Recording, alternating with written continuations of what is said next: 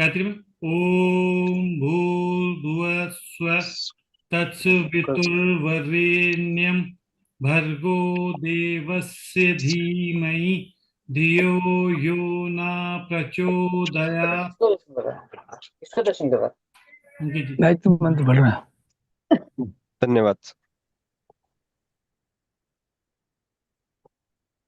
आज के वेबिनार में आप सभी का स्वागत है। सर, आप अपना क्वेश्चन।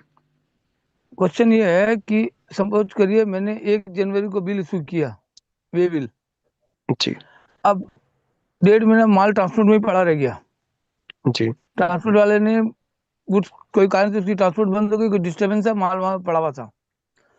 पार्टी को मैंने B2B बिल सेल किया तो GST रिटर्न भी लगा दिया।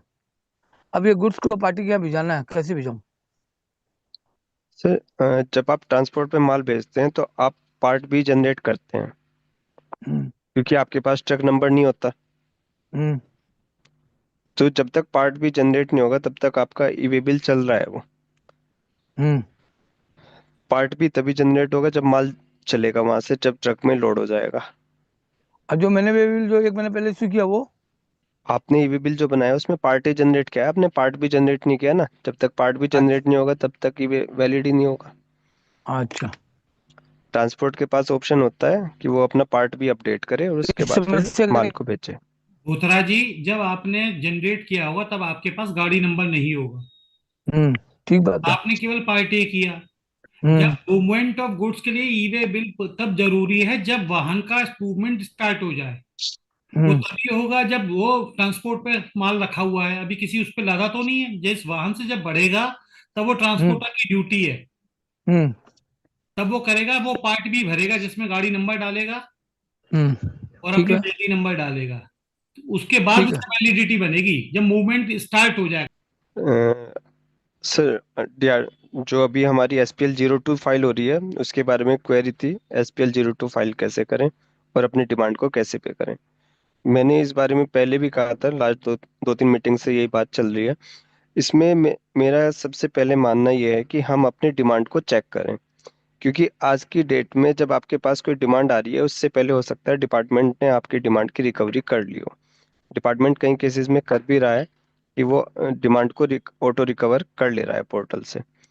तो आपके पास डिमांड है या नहीं है उसे चेक करने के लिए सबसे पहले आपको सर्विसेज में जाना है, लेजर में जाना है, पेमेंट टुवर्ड्स डिमांड में जाना है। जैसे आप यहाँ पर क्लिक करेंगे तो आपकी अगर कोई भी डिमांड है वो यहाँ पर रिफ्लेक्ट हो जाएगी। इस डिमांड को आपको सबसे पहले चेक करना है। कोई भी DRC3 या कुछ भी करने से पहले सबसे पहले आप अपनी डिमांड चेक करें। बहुत सी केसेस में देखा जा रहा है कि आपने ऑलरेडी DRC3 पे किया हुआ है या डिपार्टमेंट ने ऑटोमेटिक उसे एडजस्ट कर लिया, आपकी डिमांड नहीं है, उसके बाद भी आप उसे DRC3 से पे कर रहे हैं।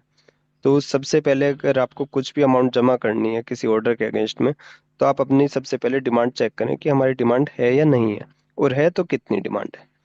अब हमारे पास नगीन सर के केस में ये देखने में लेकिन आ मैं रहा है एक कि चीज मैं पूछना चाहूंगा, जब आप इसे कर लें इसके बाद इसी से रिलेटेड पूछूंगा जो अभी आपने बताया जी ना सर। कि जी सर। डिपार्टमेंट ले रहा है। तो मैं क्या, मेरा ये मानना है कि 17-18 से लेके 19-20 तक जब तक इसका टाइम है हमारा जी एमनेस्टी स्कीम का, तो क्या इसकी जी डिमांड को डिपार्टमेंट कर सकता है? मेरे हिसाब से तो नहीं कर सकता रिकवर। सर, बहुत सारे केसेस ऐसे हैं, जैसे 17-18 का केस है। तो जी 17-18 की डिमांड कब जनरेट हुई? वो 2023 में जनरेट हो चुकी है। जी स्कीम हमारी नवंबर में आई। जी तो उससे पहले डिपार्टमेंट ने अगर हमने कोई अपील नहीं डाली या कुछ नहीं किया जी। तो उन रिकवरी को एडजस्ट कर लिया है। नहीं, यदि रिकवरी का एडजस्ट कर लिया तो मेरा ये मानना है कि हमने तो एडमिट नहीं किया था उसको, डिपार्टमेंट ने जमा किया, तो उस कंडीशन में जो मेरी इंटरेस्ट और पेनल्टी उन्होंने की है वो हम रिफंड लेंगे कि नहीं लेंगे? उन्होंने ना, अगर हमारे हेड में इंटरेस्ट पेनल्टी के हेड में नहीं है तो वो रिकवर नहीं हुआ। मेरे जो 3 केस आए मेरे पास, तो जी सिर्फ मेरा टैक्स के हेड में अमाउंट पड़ी हुई थी, तो टैक्स एडजस्ट हुआ है। ठीक। हाँ, इंटरेस्ट वो कर पेनल्टी एज सकते। इट इज पड़ी हुई है। ठीक जी। ठीक। हाँ, तो ठीक। अभी सर के केस में हमारे पास अमाउंट रिफ्लेक्ट हो रही है कि इतना हमारा टैक्स है और इतनी पेनल्टी है, कोई इंटरेस्ट की अमाउंट रिफ्लेक्ट नहीं हो रही। तो इतना हमारा अमाउंट पे नहीं हुआ है टैक्स का, ये हमें पे करना है, नगीन दो सर हजार से दो पूछे सौ जमा होना प्लस है कि नहीं। जी। सर जमा है ऐड में, ये जमा DRC है, 3। DRC नहीं किया है, अकाउंट में है कैश। चलिए कैश अंकित जी लेजर कर में लीजिए। जमा है सर। जी सर जी, ये इनके कैश लेजर में ऑलरेडी जमा है।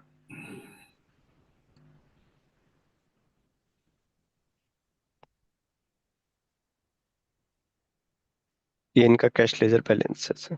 ठीक है। अब हमें देखना है कि हमारी डिमांड, व्यू नोटिस ऑर्डर में जाएंगे। ये जो लाइटर वाली गन रखती है ये वाले हैं।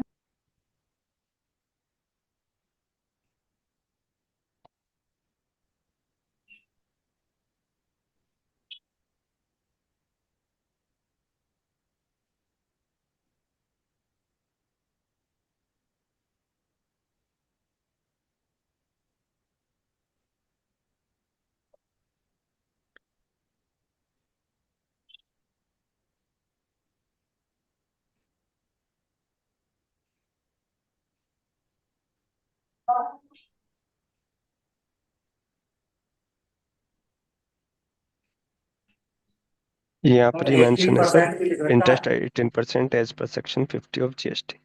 तो इन्होंने इंटरेस्ट की कोई कैलकुलेशन नहीं की, सिर्फ यहाँ पर पेनल्टी लिखा है और इसको कहा है कि आप उसके अकॉर्डिंग आप उसे जमा करेंगे।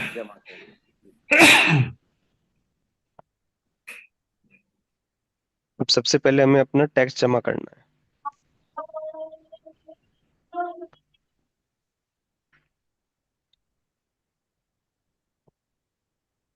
सेलेक्ट किया, यहाँ पर आउटस्टैंडिंग डिमांड आ रही है, इसको हम हल्का से स्क्रॉल करेंगे तो यहाँ पर ऑप्शन आ जाता है amount intended to be paid. इस जितनी हमारी डिमांड है, इस डिमांड में से कितनी अमाउंट हम पे करना चाहते हैं।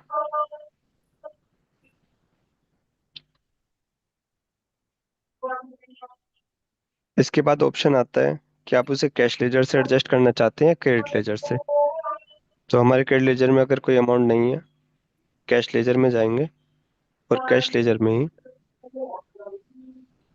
अगर हमारी पूरी अमाउंट कैश लेजर में है तो इस अमाउंट को हम फीड करके सेट ऑफ कर देंगे।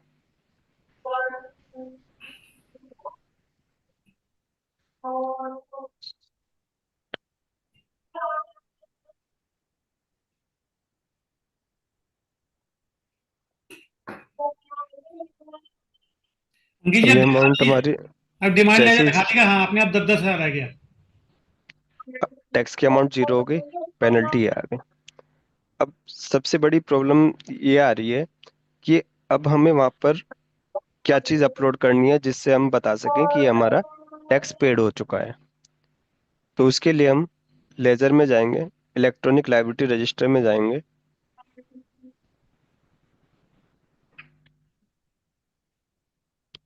Other than return related liabilities. आप इसे कल की डेट और आज की डेट में से सर्च करेंगे। आज की डेट में जो हमने पे किया है उसका ये प्रूफ है हमारे पास। इसको हम सेव एज पीडीएफ करेंगे।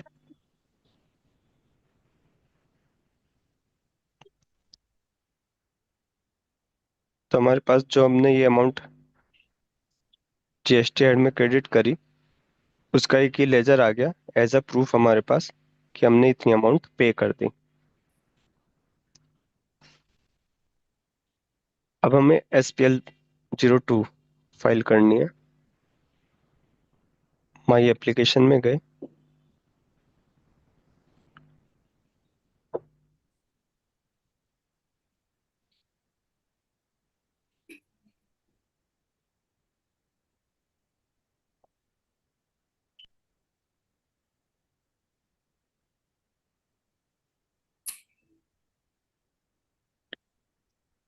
हमारा ऑर्डर नंबर सेलेक्ट किया, हमने कोई अपील फाइल नहीं की हुई है इस ऑर्डर के अगेंस्ट। जो हमारी ऑर्डर में डिमांड थी वो डिमांड यहाँ पर रिफ्लेक्ट हो रही है। जो हमने पे कर दी वो अमाउंट यहाँ पर ऑटोमेटिक आ गई, ये उसका क्रेडिट एंट्री रेफरेंस नंबर आ गया। Order copy.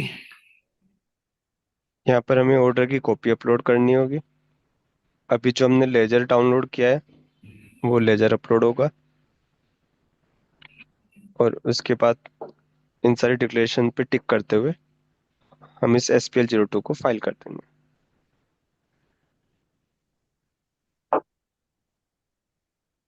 ठीक है नगीन सर? Right sir.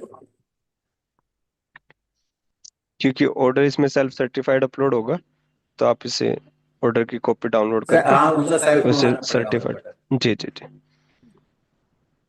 और कोई क्वेरी हो तो सर प्लीज बताएं। अदर वाले कॉलम में तो सर कुछ नहीं लिखना है, एप्लीकेशन वगैरह कुछ लगा दिए नगीन जी, इंस्पेक्टर वाला नगीन के जी, लिए या नगीन जी, जब आप ऑर्डर लगाएंगे तो ऑर्डर के बीच में कोई स्पेस मत छोड़िएगा, जब ऑर्डर नेम में डिस्क्रिप्शन में है जी यहाँ पर ऑर्डर जब का। आप किसी फाइल को अपलोड करेंगे, जी उस फाइल का जो आप नाम देंगे हाँ उसमें आपको कोई स्पेस नहीं देना है। No okay. स्पेशल करेक्टर लगाना। जी। वो इंटरेस्ट मेरे ख्याल से ये डिस्कशन थोड़ा सा अपन रोक दें। प्रवीण जी अगर आप तैयार हो तो हम अपना कार्यक्रम शुरू करें सर।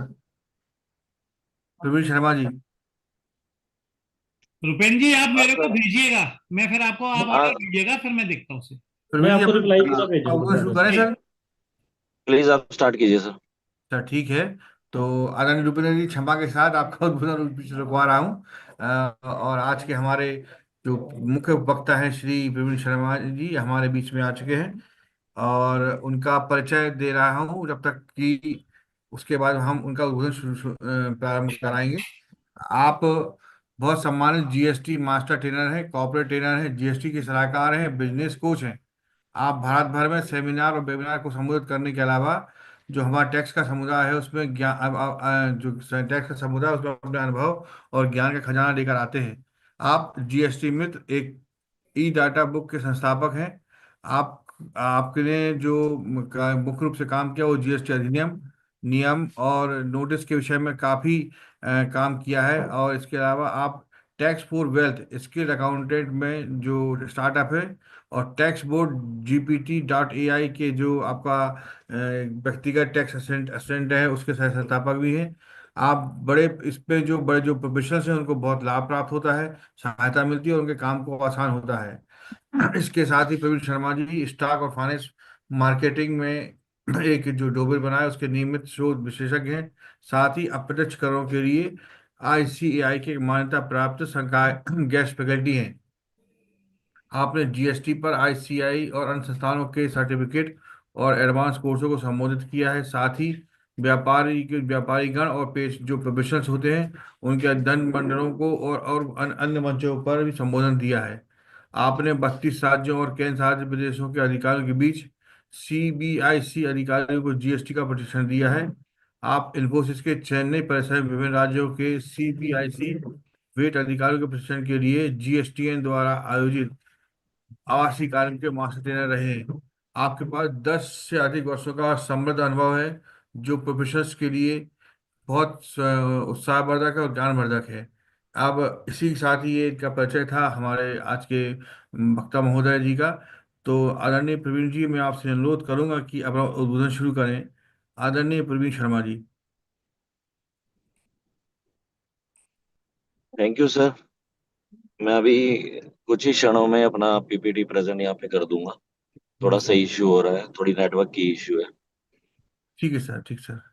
आप कीजिए जो करिए। आपका बहुत बहुत धन्यवाद सर। और सभी को मेरा सादर प्रणाम, नमस्कार कि इतना समय आपने निकाला है और मुझे यहाँ पे बुला करके बजट के ऊपर एक प्रोग्राम देने के लिए कहा है। तो मैं कोशिश करूंगा। बजट में जो 11 अमेंडमेंट आई है, ऐसे तो जीएसटी में रोज ही बजट आता है, बट कहीं ना कहीं मैं आपको उन 11 अमेंडमेंट के साथ बताने की कोशिश करूंगा कि ये 11 अमेंडमेंट जितने भी आई हैं, ये कहीं ना कहीं जीएसटी की टेक्निकलिटीज या कहीं ना कहीं कुछ लिटिगेशन पेंडिंग की वजह से इसको रिजॉल्व और इसको खत्म करने की कोशिश की गई कि अगर पुराने जितने भी लिटिगेशन है अगर वो इससे खत्म हो जाते हैं और आने वाले समय में इसको एक बहुत ही स्ट्रीमलाइन फॉर्म में चीजों को क्लैरिफाई करते हुए कई चीजों के अंदर अमेंडमेंट इसके अंदर करी गई है। इसमें पहली अमेंडमेंट जो है सर वो रिलेटेड है आईएसडी से रिलेटेड। देखिएगा, मेरी वेबिनार के अंदर या सेमिनार के अंदर आप मैं तो उपकास के साथ लगभग 4 या 5 वेबिनार दे चुका हूँ, और कहीं ना कहीं आपको इससे related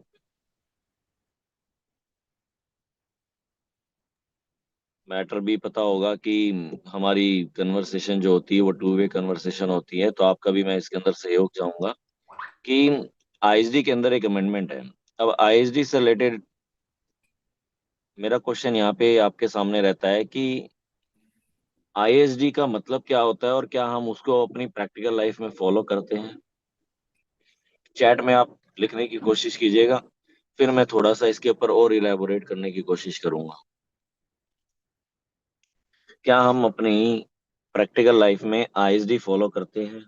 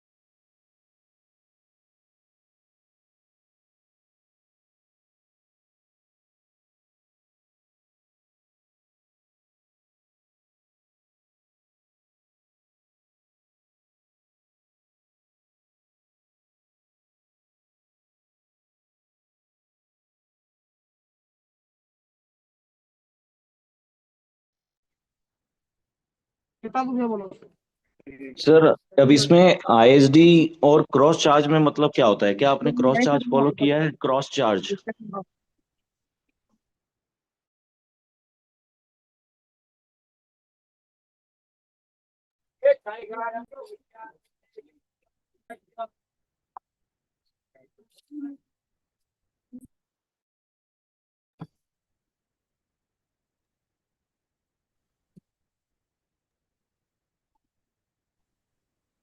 sir hello. Hello sir.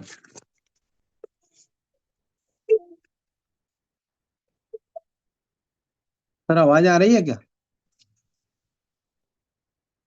Hello. Hello hello. Sir आवाज आ रही है क्या? जी सर, जी सर। सर आईएसडी में होता क्या है कि जैसे हमने एक प्लेस पे कॉमनली सर्विस मतलब कोई भी इनपुट ली हुई है और हम्म। हम अपने अपने ब्रांचेस पे अलग अलग तरीके से उसका यूज कर रहे हैं। मान लीजिए एक चार्टर्ड अकाउंट को मेनली हमने क्या कर रखा कि अपने हेड ऑफिस में बिठा रखा है, ठीक है सर। लेकिन वो ब्रांच के लेवल पे भी कोई काम कर रहा होता है, ठीक है सर। तो वो हमें क्या करना है, उसके part by part branch by branch access उसमें हमें करना है कि हम उसको इनपुट को डिस्ट्रीब्यूट कर दें, ठीक है सर। लेकिन क्रॉस चार्ज में क्या होता है कि कभी कभी कुछ ऐसे चार्जेज होते हैं कि जो सेपरेटली मान लीजिए एक सिंगल ब्रांच से मुझे चार्ज करने हैं।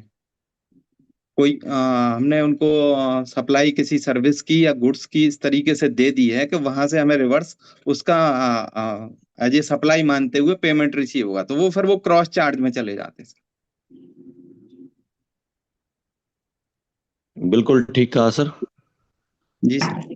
कहीं ना कहीं हमें क्रॉस चार्ज इसलिए फॉलो करना पड़ता है या आईएसडी इसलिए फॉलो करना पड़ता है क्योंकि हम मल्टी लोकेशन यूनिट्स में काम करते हैं। मल्टी लोकेशन यूनिट का मतलब हुआ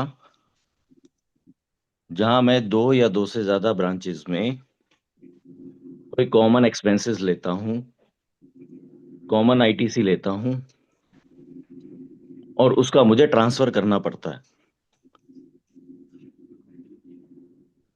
मैं अपनी पीपीटी अब मैं स्टार्ट करने की कोशिश करता हूं, आपको और अंदाजा लगेगा।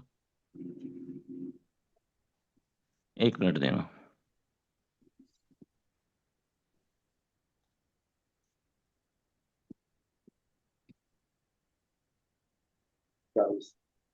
₹500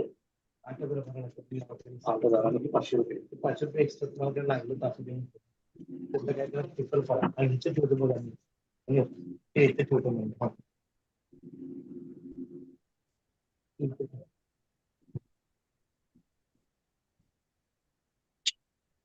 ते व्हिडिओ काय म्हणला ना व्हिडिओ काय म्हणला ना ते काय म्हणते आता काय म्हणते ते काय सांगते मला ठीक आहे.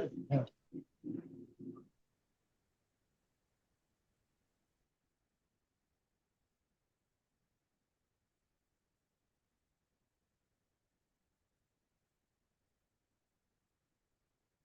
जब तक पीपीटी इसमें आ रही है, थोड़ा सा नेटवर्क इश्यू की वजह से मैं आपको बताने की कोशिश करता हूं कि आईएसडी और क्रॉस चार्ज मैंने टॉपिक इसलिए सबसे पहले उठाया है कि मान के चलो मेरा एक हेड ऑफिस दिल्ली में है और मेरी ब्रांचेस एक हरियाणा में है और दूसरी यूपी में है। ऐसे बहुत सारे ऐसे एक्सपेंडिचर होते हैं जो मेरी दिल्ली में लेता हूं, बट उससे रिलेटेड आउटपुट मेरी हरियाणा में भी होते हैं और मेरे यूपी में भी होते हैं। फॉर एग्जाम्पल मैं कहूं कि मैंने ऐसे मार्केटिंग के कोई खर्चे किए, बिजनेस प्रमोशन के खर्चे किए, बट सारे के सारे खर्चे मैंने कहाँ बुक कर दिए? दिल्ली में बुक कर दिए। दिल्ली में हेड ऑफिस है। अब उन खर्चों से रिलेटेड मेरा जितना भी आईटीसी है वो सब मैंने कहाँ यूज कर लिया? दिल्ली में यूज कर लिया। बट उस खर्चे से रिलेटेड जो मेरा आउटपुट बना वो तो मेरा हरियाणा सरकार का है या मेरी यूपी सरकार में ट्रांसफर होना चाहिए आईटीसी। तो मैं क्या फॉलो करता था? मैं या तो क्रॉस चार्ज फॉलो करता था या आईएसडी फॉलो करता था। अब दोनों का अंतर ये हुआ कि क्रॉस चार्ज में मैं डिस्ट्रीब्यूशन करता था एक्सपेंसेस का, खर्चों का। कहने का मतलब ये हुआ कि अगर मेरे 1 लाख के खर्चे हैं और 20,000 के खर्चे मेरे हरियाणा में ट्रांसफर होने चाहिए और 30,000 के खर्चे मेरे यूपी में ट्रांसफर होने चाहिए, तो उसका मैं एक टैक्स इनवॉइस का बिल रेज करता था बिजनेस ऑक्सिलरी सर्विसेज के नाम से, और मैं यहां से टैक्स इनवॉइस रेज करता था। हरियाणा और यूपी को आईटीसी मिल जाता था। इस तरीके से क्रॉस चार्ज फॉलो होता था, बट क्रॉस चार्ज की कोई लीगैलिटी नहीं थी। इसके ऊपर सर्कुलर आया था और सर्कुलर के बेसिस पे ये प्रैक्टिकली फॉलो होता था। क्रॉस चार्ज के साथ साथ कई जीएसटीएन वाले आईएसडी भी फॉलो करते थे। अब इस केस में आईएसडी कैसे फॉलो होगा? मैं एक आईएसडी नंबर लेऊंगा दिल्ली के अंदर, और उस आईएसडी नंबर में सारे के सारे जितने भी खर्चे हैं मैं अपने सप्लायर को कहता हूं कि मेरे ये जो खर्चे हैं इनसे रिलेटेड जो आईटीसी है मेरे रेगुलर रजिस्ट्रेशन में मत देना, ये मुझे कौन से रजिस्ट्रेशन में देना? आईएसडी के रजिस्ट्रेशन में देना। आप समझ रहे हैं मेरी बात को? अब उस आईएसडी के रजिस्ट्रेशन से, आईएसडी के रजिस्ट्रेशन से मैं क्या करता था? डिस्ट्रीब्यूशन करता था ब्रांचेस के अंदर। मैं क्या करता था? डिस्ट्रीब्यूशन करता था ब्रांचेस के अंदर। तो जैसे ही मैं डिस्ट्रीब्यूशन कर देता था तो जिस ब्रांच का जो आईटीसी होता था वो ट्रांसफर हो जाता था। अब प्रैक्टिकली क्या फॉलो हो रहा था? प्रैक्टिकली ये फॉलो हो रहा था कि कई जीएसटीएन वाले कॉरपोरेट या इंडिविजुअल या पार्टनरशिप बॉडी कॉरपोरेट, कई जीएसटीएन क्रॉस चार्ज फॉलो करते थे और कई जीएसटीएन आईएसडी फॉलो करते थे। So in order to perform the uniformity के लिए आपको आगे से कब से? 1 अप्रैल 2025 से, 1 अप्रैल 2025 से आपको मैंडेटरी फॉलो करना पड़ेगा आईएसडी। मेरी बात आप सब तक पहुंच रही होगी? तो जहां भी मल्टी लोकेशन यूनिट्स होंगी वहां आपको आईटीसी ट्रांसफर करने के लिए, कॉमन एक्सपेंसेस का डिस्ट्रीब्यूशन का आईटीसी का ट्रांसफर करने के लिए आपको आईएसडी फॉलो करना पड़ेगा।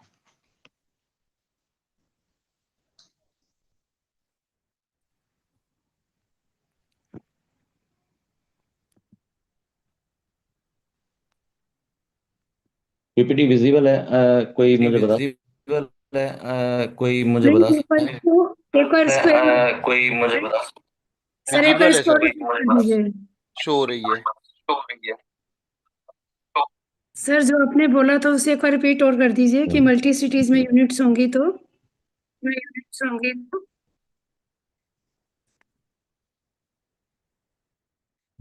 अब विजिबल है पीपीटी? मेरी वॉइस क्लियर होगी अब? बिल्कुल बिल्कुल है सर। ठीक है सर। सो अभी हमने पहला टॉपिक ये रीड किया सर, आईएसडी और क्रॉस चार्ज का। तो पहली अमेंडमेंट आईएसडी से रिलेटेड। अच्छा, अब आपको क्या ध्यान में रखना है? आपको ध्यान में ये रखना है कि अगर मेरी कोई बिजनेस एंटिटी है, एक जीएसटी नंबर पे अगर मेरे पास एक से ज्यादा जीएसटीएन है और जहां मेरे कॉमन एक्सपेंसेस हैं, उनका मुझे क्या करना पड़ेगा? डिस्ट्रीब्यूशन करना पड़ेगा अक्रॉस द ब्रांचेस। और उसके लिए मुझे क्या फॉलो करना पड़ेगा? आईएसडी। क्या मुझे अपनी प्रैक्टिकली लाइफ के अंदर बता सकते हैं कि आपके पास ऐसे भी तो क्लाइंट होंगे कि जहां एक स्टेट में उसका जीएसटी नंबर नहीं है, एक से ज्यादा स्टेट में उनका जीएसटी नंबर है? कोई बता सकता है? कोई कैसे फॉलो करता है? चैट में लिख करके, बता करके।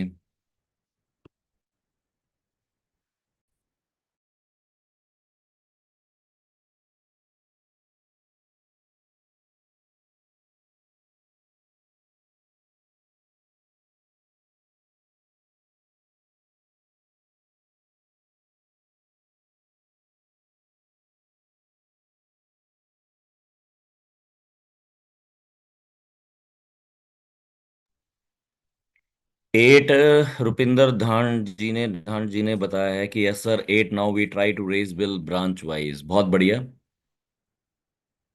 सो कहीं ना कहीं जहां भी मल्टी लोकेशन यूनिट होंगी, अब ये मैंडेटरी फॉलो होगा। 1 अप्रैल 2025 से आपको मैंडेटरी फॉलो करना पड़ेगा कि जहां जहां मेरी मल्टी लोकेशन यूनिट है, कॉमन एक्सपेंसेस हैं। अच्छा, ऐसा भी तो हो सकता है मेरा हैदराबाद में एक ब्रांच है, बट दिल्ली में हेड ऑफिस है। बट हैदराबाद में ब्रांच है, वो एक कोविड की वैक्सीन बना रहा है, कोविड की वैक्सीन बना रहा है। तो सारे रिसर्च के खर्चे कहाँ हो रहे हैं? बताइए, सारे रिसर्च के खर्चे कहाँ हो रहे हैं? हैदराबाद में।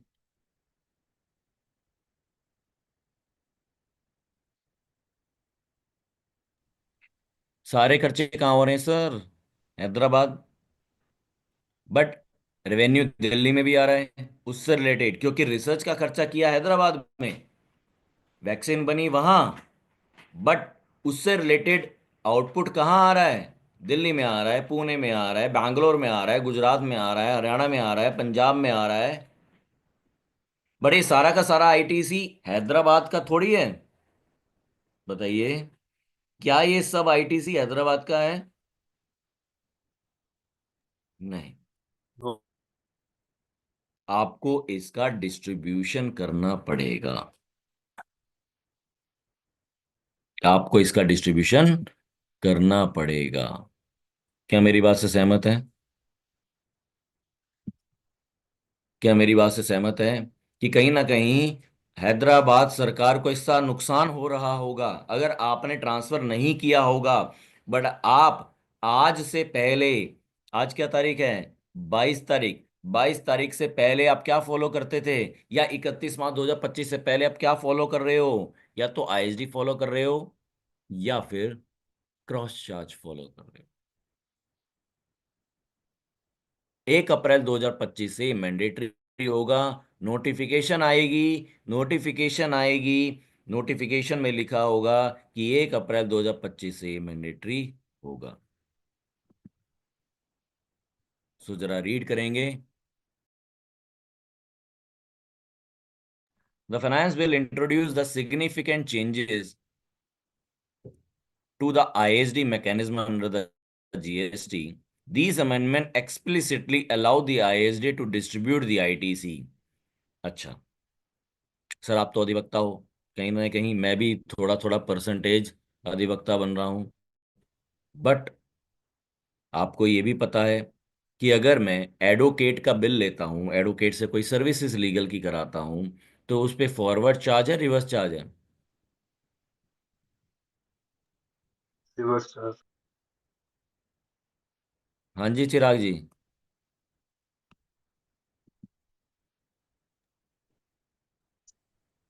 Sir RCM RCM RCM RCM. Reverse charge.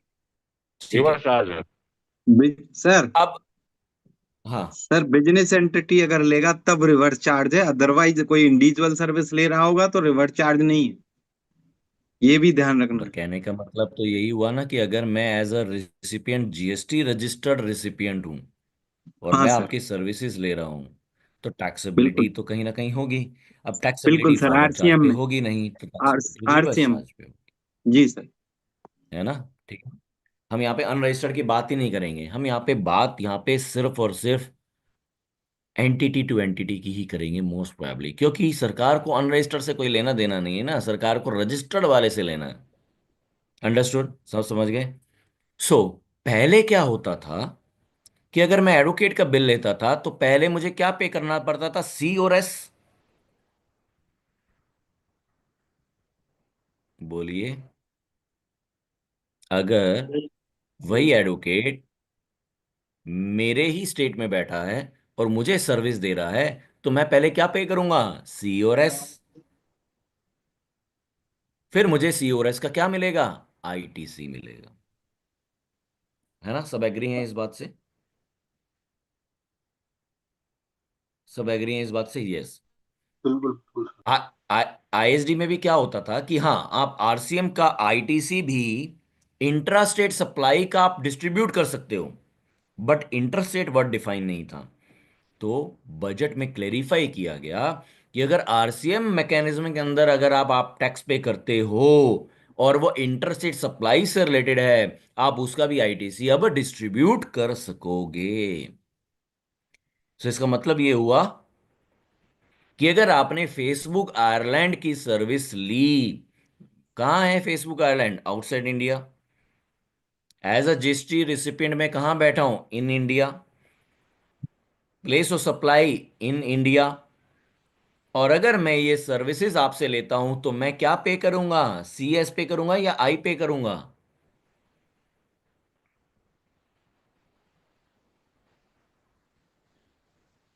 आई सर। आई पे करूंगा। आई क्यों पे करूंगा? इम्पोर्ट ऑफ सर्विस भूपेंद्र होगा। जी, पंकज जी, सत्येंद्र जी, आई इम्पोर्ट क्यों ऑफ पे सर्विस। करूंगा? राकेश जी, चिराग जी, आई क्यों पे करूंगा? Import of import of service है ना। सर्विस होगी। क्योंकि इंपोर्ट ऑफ सर्विस है। Import of services is in the nature of the interstate supply. अब इंटरस्टेट सप्लाई की डेफिनेशन आईएसडी के अंदर डिफाइन नहीं थी। तो इसका मतलब क्या हुआ था कि मैं आईजीएसटी का आईटीसी ट्रांसफर नहीं कर सकता था। अब इस बजट ने क्लेरिफाई कर दिया गया। आपके सामने लास्ट लाइन क्या लिखी हुई है कि अब ये हम अमेंडमेंट करते हैं, अलाउ करते हैं कि आईएसडी को आप डिस्ट्रीब्यूट कर सकते हो आईटीसी किसके ऊपर? आरसीएम ट्रांजैक्शन का भी आप डिस्ट्रीब्यूट कर सकते हो, इंक्लूडिंग दी। हाँ जी, मैं आपको रीड कराना चाहूंगा, including the interstate. Interest. Interstate supplies. So इसके आने से क्या फर्क पड़ा? इंटरस्टेट सप्लाई को इंक्लूड करने से क्या फर्क पड़ा? Proper utilisation of ITC across the branches. क्या मेरा कहना सही है?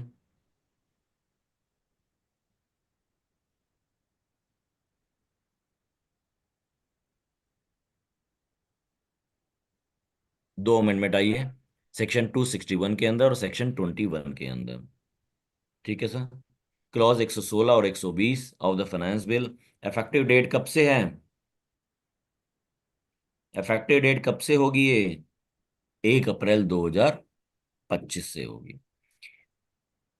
क्या इंट्रोड्यूस हुआ, क्या कंसेप्ट इंट्रोड्यूस हुआ? ISD could distribute the ITC only for the forward charge transactions. After amendment क्या हुआ? अब ISD क्या डिस्ट्रीब्यूट कर सकता है? आईटीसी। आरसीएम का भी आईटीसी ट्रांसफर डिस्ट्रीब्यूट कर सकता है, चाहे वो सीएस हो या आई भी क्यों ना हो। बट हाँ, ये सिर्फ उसी पे ट्रांसफर होगा जो एक पैन पे अलग अलग स्टेट में वो रजिस्टर्ड है। क्या मैं दूसरे पैन पे ट्रांसफर कर सकता हूं? क्या मैं दूसरे पैन पे ट्रांसफर कर सकता हूं? क्या मैं आईटीसी ट्रांसफर कर सकता हूं दूसरे पैन पे?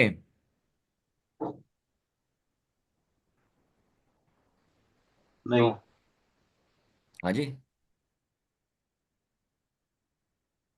क्या मैं आईटीसी ट्रांसफर कर सकता हूं दूसरे पैन पे?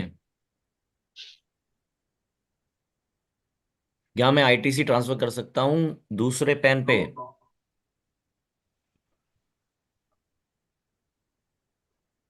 देखता हूं क्या आंसर आपने दिया है। No no no no yes.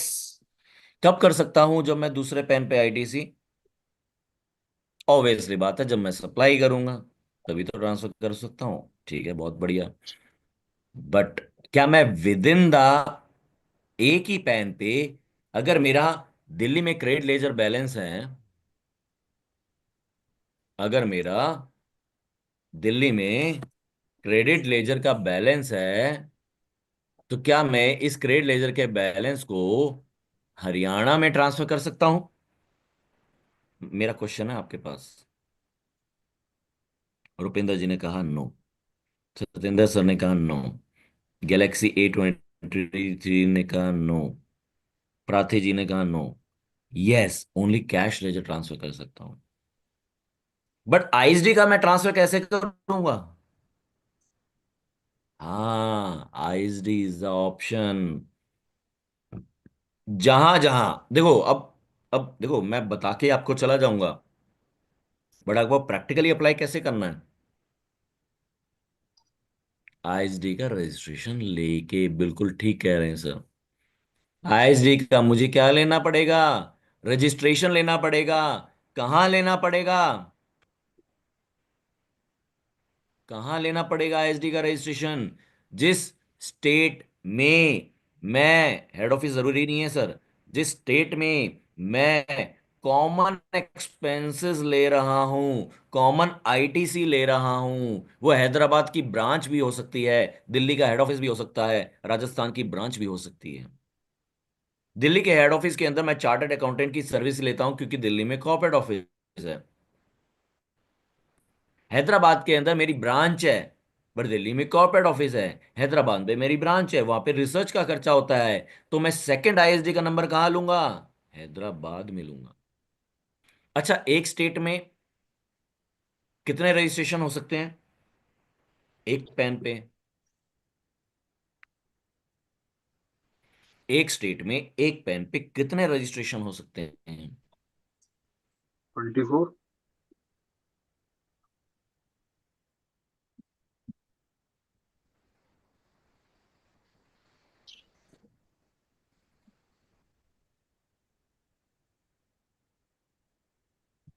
एक स्टेट में एक पेन पे कितने रजिस्ट्रेशन हो सकते हैं?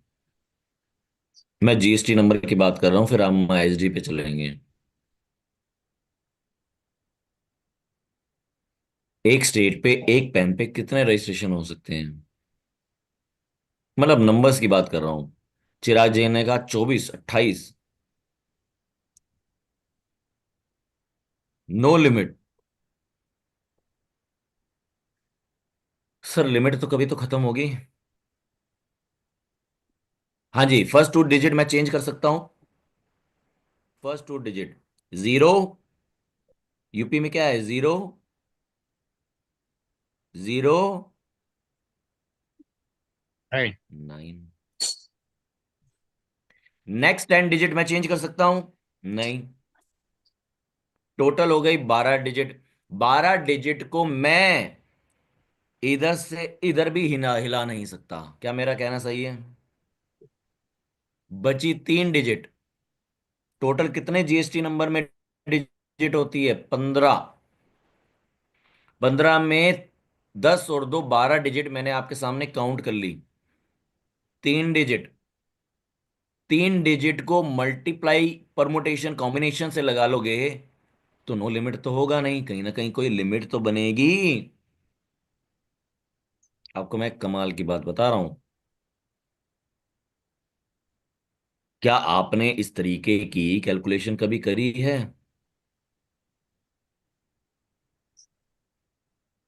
क्या मेरा कहना सही है? क्या मैं अपनी बात आप तक पहुंचा पा रहा हूं आप सबको?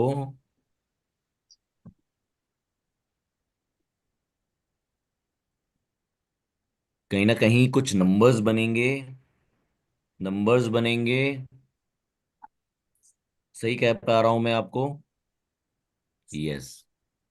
टोटल 633 रजिस्ट्रेशन की पॉसिबिलिटी है इन वन स्टेट। 633।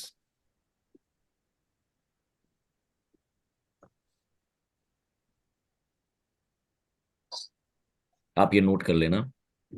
और एक्सेल में, कैलकुलेटर में जब आप कैलकुलेशन करोगे और आपको कैलकुलेशन अगर नहीं समझ में आए तो मुझे आप कॉल कर लेना, मैं नंबर अपना दे करके जाऊंगा आपको। एक स्टेट में एक पेन पे 633 रजिस्ट्रेशन की पॉसिबिलिटी बनती है। अगर मैं 13 डिजिट, 14 डिजिट और 15 डिजिट को ऊपर नीचे अगर A to Z 0 to 9 अगर हिलाता हूं ना, तो 633 रजिस्ट्रेशन की पॉसिबिलिटी होती है। I know very well.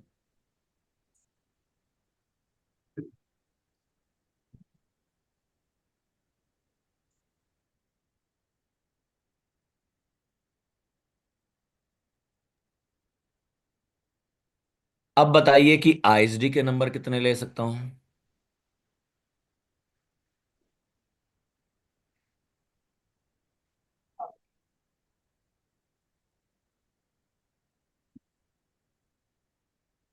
एक स्टेट में एक ही सफिशिएंट रहेगा। अब कल को आपको कोई कहे या आप इस तरीके की कैलकुलेशन करो कि क्या मुझे हेड ऑफिस में ही आईएसडी नंबर लेना है या ब्रांच में भी मैं आईएसडी नंबर ले सकता हूं? सर, आपको आइडेंटिफाई करना पड़ेगा सबसे पहले सबसे पहले सबसे पहले आपको एग्जामिन करना पड़ेगा। कहाँ जाना पड़ेगा? आप बताइए, कहाँ जाना पड़ेगा? सबसे पहले मुझे जाना पड़ेगा अपने प्रॉफिट एंड लॉस अकाउंट के अंदर। नोट करना चाहते हैं नोट कर लीजिए, ऑल्सो ये पीपीटी में नहीं है। सबसे पहले आपको जाना पड़ेगा अपने पीएल अकाउंट के अंदर। पीएल अकाउंट के अंदर आपको अपने खर्चे आइडेंटिफाई करने पड़ेंगे कि कौन से कॉमन एक्सपेंसेस के खर्चे हैं। हाँ जी, मेरे साथ साथ बोलेंगे, कौन से एक्सपेंसेस कॉमन होते हैं? मुझे आप 10 नाम बता दो। बताइए प्रोफेशनल जी। फीस। स्टार्ट करते हैं, प्लीज स्टार्ट प्रोफेशनल कीजिएगा। देखिएगा, प्रोफेशनल हम फीस। 1 1.5 घंटा बैठे हैं, सब अपना टाइम निकाल के बैठे हैं। मैं भी बहुत दूर से चल करके, गाड़ी चला करके आपके सामने आकर के बैठा हूँ। पहला खर्चा आ गया legal and professional fees. Next खर्चा बोलिए सर। कॉमन एक्सपेंसेस बताइए सर। प्रोफेशनल फी, ऑडिट फी। अरे वाह, एक नया खर्चा आया, सैलरी, रिसर्च एंड डेवलपमेंट, बहुत बढ़िया। डायरेक्टर की रेमुनेशन, टेलीफोन। हो सकता है कि यहाँ खर्चा बुक हो रहा हो और टेलीफोन का यूज मुंबई हो रहा हो। सैलरी बहुत बढ़िया।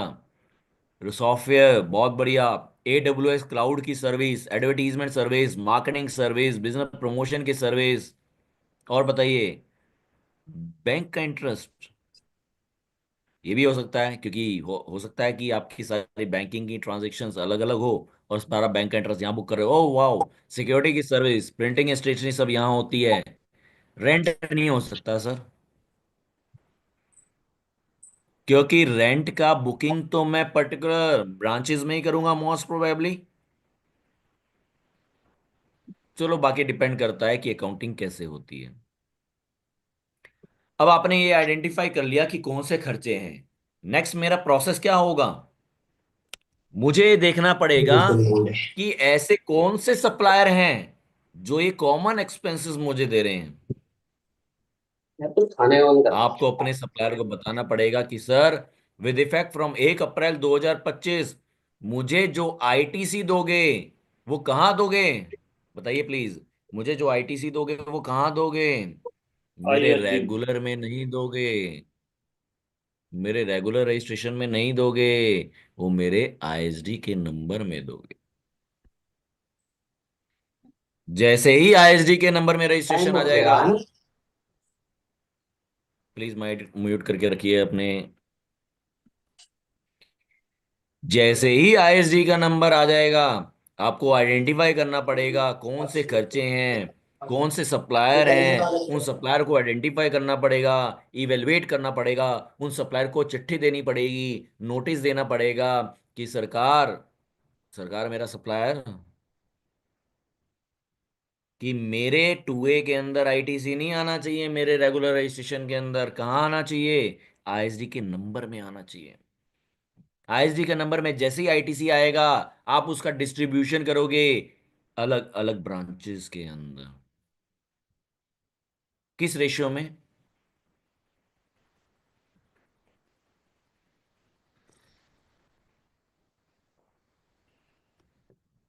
किस रेशियो में? In the ratio of their turnover. In the ratio of their turnover. आप बात को समझ गए कि आईएसडी का मतलब क्या होता है और कैसे मुझे ट्रांसफर करना है। सो इस अमेंडमेंट से क्या फर्क पड़ेगा कि एफिशिएंट आईटीसी का एलोकेशन होगा अक्रॉस द ब्रांचेस, रिड्यूसेस होंगे कॉम्प्लेक्सिटी इन द आईटीसी के डिस्ट्रीब्यूशन में, मैक्सिमाइज होगा क्रेडिट का यूटिलाइजेशन और मिनिमाइज होगा टैक्स का बर्डन। एक एग्जांपल अभी मैंने आपके साथ अभी डिस्कशन किया था कि एक XYZ लिमिटेड है, हेड ऑफिस दिल्ली में है, लीगल सर्विसेज लेती है, तो हेड ऑफिस क्या पे करेगा? CORS। कोई चेंज इसके अंदर नहीं हुई है और CORS का डिस्ट्रीब्यूशन मैं कर सकता हूं। जरा रीड करेंगे प्लीज। ABC लिमिटेड एक हेड ऑफिस महाराष्ट्र में है, कंसल्टिंग सर्विस लेता है अब्रोड से। हेड ऑफिस यहाँ पे क्या पे करेगा? हाँ जी, हेड ऑफिस यहाँ पे क्या पे करेगा?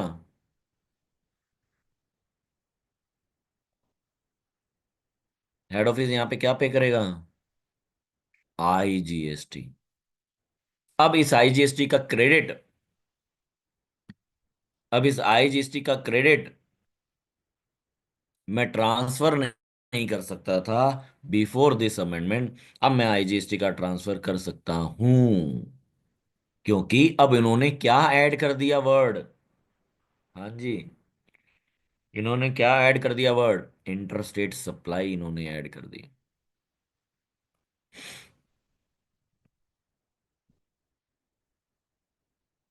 ISD से रिलेटेड कोई क्वेश्चंस प्लीज? ठीक है, बहुत बढ़िया, बहुत बढ़िया, बहुत बढ़िया। जी सर, जी। अब आईजीएसटी की जैसे डेट आ रही है, थोड़ा सा ब्रीफ प्रोसीजर बता देते हैं कि जिसमें जिसमें टेक्निकलिटी आते हैं, कोई ऐसे पॉइंट जो हमें प्रॉब्लमेटिक हो सकते हैं, कोई रजिस्ट्रेशन करानी है या उसमें कोई ऐसा ध्यान रखना। कई बार कुछ ऐसा टेक्निकल होता है, फिर बाद में मुश्किल हो सर या तो। ISD का नंबर बहुत सिंपल है। आपको अपना पैन बेस्ड ही रजिस्ट्रेशन है, मोबाइल नंबर ईमेल आईडी से आपको रजिस्टर कराना है। बट सबसे पहले देखो, दिक्कत नंबर लेने में नहीं है। नंबर लेने के लिए आप तो अधिवक्ता हो, मैं चार्टर्ड अकाउंटेंट हूँ, LLB क्वालिफाइड भी हूँ, तो कोई दिक्कत वाली बात नहीं है कि नंबर लेना इजी है। बट नंबर लेना है, उस नंबर पे क्या ट्रांजैक्शन दिखानी है, कैसे डिस्ट्रीब्यूशन करना है, वो इंपॉर्टेंट है एक कंसल्टेंट के लिए। इसीलिए मैंने सबसे पहला पॉइंट वही उठाया है कि सबसे पहले, अगर आपको पता है कि मेरे एक पैन पे एक से ज्यादा स्टेट में रजिस्ट्रेशन है, तो सबसे पहले अपने उन 100 क्लाइंट में से उन 10 क्लाइंट की फाइल उठानी है। क्या मेरा कहना सही है? उनकी फाइल उठानी है और चेक करना है कि उनके PL अकाउंट के अंदर उनसे मिल करके कि इनमें से मेरे कौन से खर्चे हैं जो मेरे ब्रांचेस से भी रिलेटेड हैं और वो खर्चे मेरे हेड ऑफिस में आ रहे हैं।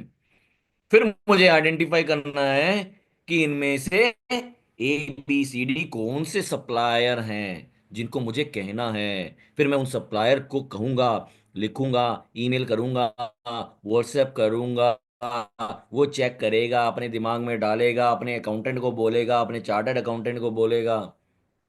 मेरा कहना सही है? मेरी बात को ध्यान से सुनना, क्योंकि हो सकता है कि अप्रैल के रिटर्न फाइल करने के बाद वो कहे कि सर मेरे ही तो टैली के अंदर आपका पुराना GST नंबर मेंशन था, तो वो 2A में चला गया।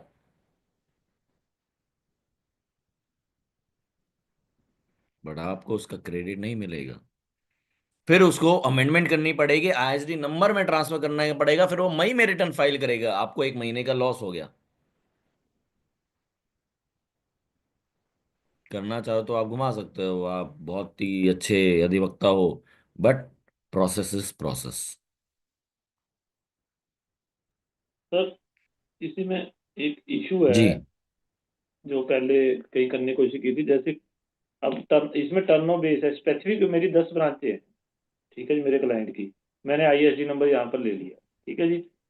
मैंने यहाँ के, आप जैसे आपने चार्टर अकाउंट की मैंने ले लिया कि सर्विस यहाँ पर ले ली, पर ये सर्विस थी एक पर्टिकुलर 2 ब्रांचों की सिर्फ, हरियाणा और यूपी की। मैं पंजाब से, और मेरी मेरी मल्टीपल स्टेट 10 स्टेटों में है। अब ये टर्नओवर बेस पर है, तो उसमें फिर हम ये स्पेसिफिक भी कर सकते हैं कि मुझे फिर वो ऐसे एलोकेट करना पड़ेगा, है तो वो 2 ब्रांचों के लिए सारा बिल इकट्ठी सर्विस आएगी हाँ, वो आपका तो। पॉइंट आ गया, आपका ठीक है, पॉइंट आ और गया। उस इसी में एक और थी, एक ब्रांच की मेरी टर्नओवर 0 है, तो वो इशू, एक उसमें से एक ब्रांच की टर्नओवर भी 0। ये मैंने एक जगह पढ़ा था, पर मुझे उस टाइम समझ नहीं आया था, एग्जांपल आई थी, मैं कहा चलो मैं आपको आपसे। बताता हूँ, मैं आपको बताता हूँ। मेरा हेड ऑफिस दिल्ली में है, एक ब्रांच मेरी हरियाणा में है, सेकंड ब्रांच मेरी पंजाब है, थर्ड ब्रांच मेरी यूपी है। पंजाब वाला सेल ही नहीं हो रही, आईटीसी ट्रांसफर ही नहीं होगा। आईटीसी ट्रांसफर ही नहीं होगा क्योंकि आउटपुट की सप्लाई ही नहीं है। सेकंड क्वेश्चन, बट एक हरियाणा थी, एक पंजाब थी, एक यूपी थी, एक महाराष्ट्र थी, ठीक है। पंजाब को तो साइड कर दिया, पंजाब में तो आईटीसी एलोकेशन ही नहीं होगा। बट यूपी का खर्चा नहीं है वो, आपको ये भी आइडेंटिफाई करना है। वो, सॉरी, मान के चलो महाराष्ट्र का खर्चा नहीं है, क्योंकि वेस्ट पार्ट से रिलेटेड ये खर्चा नहीं है, ये तो सिर्फ नॉर्थ पार्ट से रिलेटेड खर्चा है। क्योंकि ये जो खर्चा कर रहा हूं, ये north part of the country की रेवेन्यू इससे आएगी। ऐसे भी खर्चे हो सकते हैं रिसर्च के। तो मुझे वो एलोकेशन ना तो महाराष्ट्र करना है वेस्ट में, ना पंजाब करना है, क्योंकि पंजाब में टर्नओवर ही नहीं है। मुझे वो खर्चे का डिस्ट्रीब्यूशन कहाँ करना है, एक तो दिल्ली हेड ऑफिस में करना है, एक हरियाणा में करना है, और एक यूपी में करना है। सो आपको अपनी उसके अंदर आर्ट लगानी पड़ेगी, अपनी डिस्कशन क्लाइंट के साथ करनी पड़ेगी, उस बिजनेस को समझना पड़ेगा। मैं इसमें एक और चीज बता दूं कि आगे आने वाले समय में, आप तो मुझसे ज्यादा एक्सपीरियंस होल्डर हो, बट जितना मैंने पढ़ा है, समझा है, मार्केट को देखा है, आगे आने वाले समय में आपको हर सेक्टर की स्टडी करनी पड़ेगी अगर आपको सरवाइव करना है और आगे बढ़ना है। उस प्रोसेस को समझना पड़ेगा।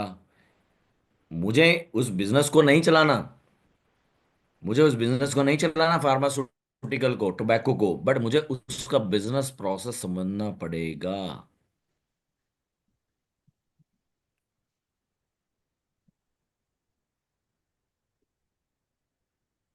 राकेश गुप्ता जी का सवाल यहाँ पे आया है, whether at one place of an entity we can take both registration ISD and regular. Yes, we can take. ISD is a separate registration. Sir, in the case of a bank, what will be the turnover to distribute the common ITC? In case of a bank, bank का मतलब क्या हुआ sir? Banking industry से related आप बात कर रहे हो? हाँ सर, बैंक से रिलेटेड, बैंक इंडस्ट्री से रिलेटेड। देखो, बैंक को तो हम्म, आपका कहना फिर भी ठीक है, क्योंकि कहीं ना कहीं बैंक स्पॉन्सर भी कई जगह करता है अपने आप को, और उससे रिलेटेड रेवेन्यू भी अलग अलग ब्रांचेस में आता है। तो कहीं ना कहीं बैंक वाले को वैसे ही 50% आईटीसी मिलता है, पूरा आईटीसी हाँ। नहीं मिलता। बट जितना भी उसको आईटीसी मिलता होगा, वो across the branches in the ratio of their income from advances he distribute करेगा। अच्छा। वो अपनी हेड ऑफिस में बैठ करके अपनी अकाउंटिंग की एंट्री जिस तरीके से पास करेगा, उस तरीके से पास करेगा। मेरे यहाँ पे एक पॉइंट रह गया था, अभी किसी ने यहाँ पे आंसर दिया था, सैलरी। देखिएगा, सैलरी तो पेरोल प्रोसेस करेगा।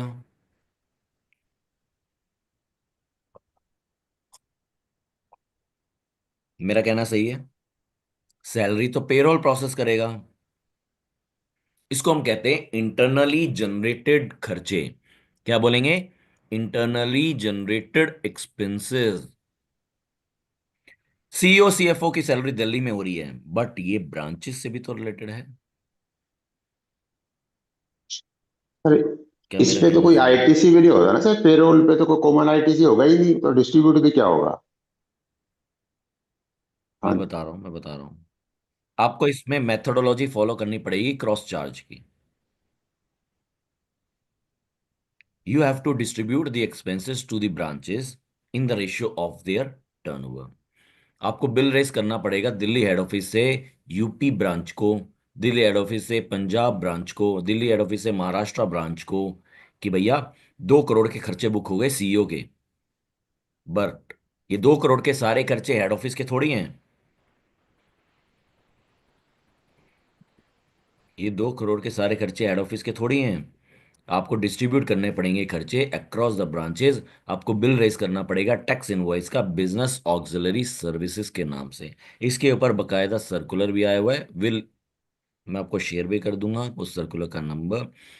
217 है या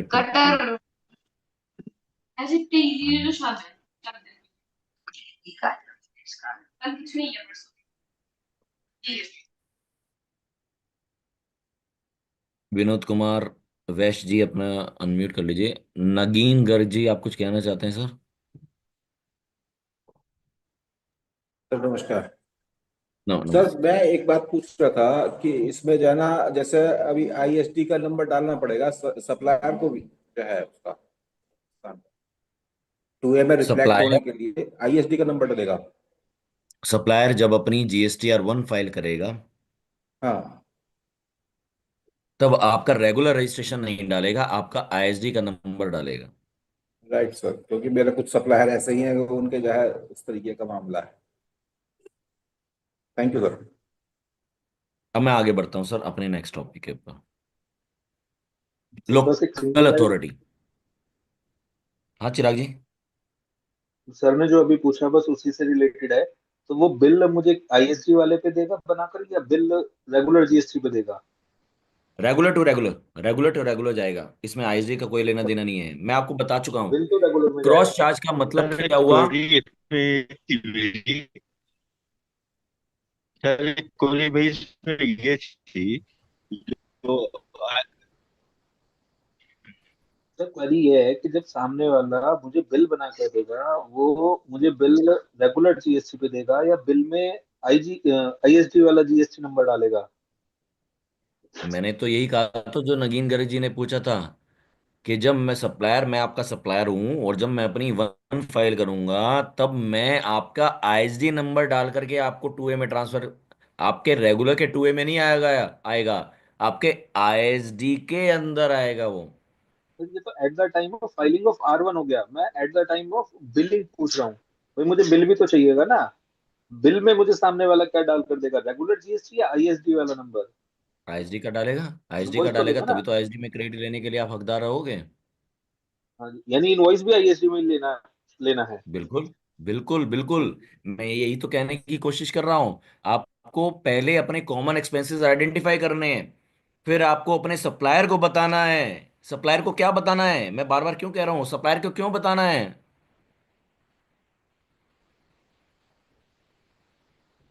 आपको अपने सप्लायर को क्यों बताना है?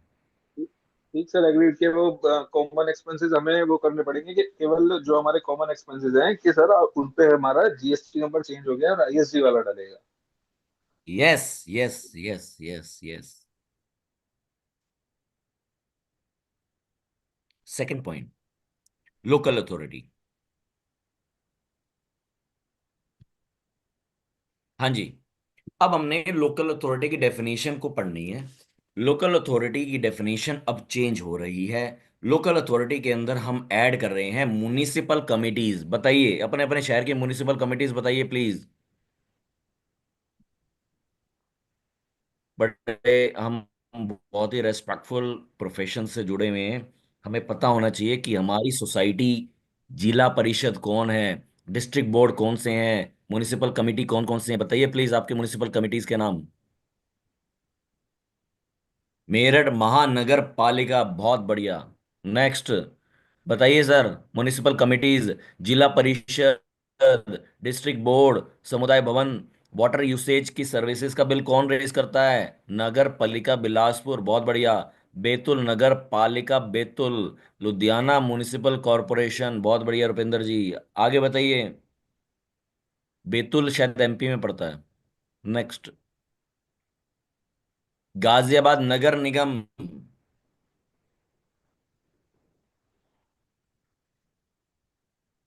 नगर पालिका परिषद ललितपुर, बहुत बढ़िया,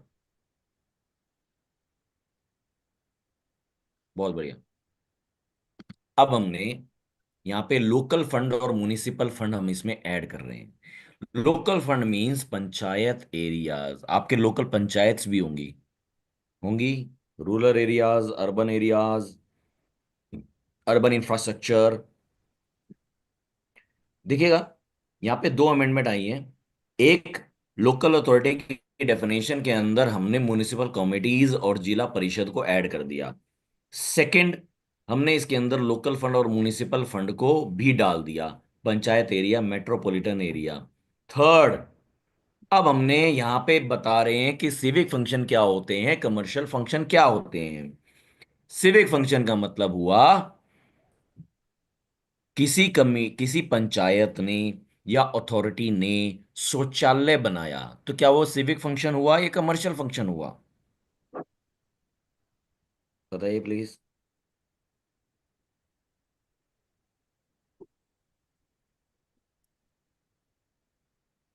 देखिए, मैं यहाँ पे पीपीटी मूव नहीं करूंगा, मैं आप ही से पूछूंगा और आप समझ जाओगे चीजों को।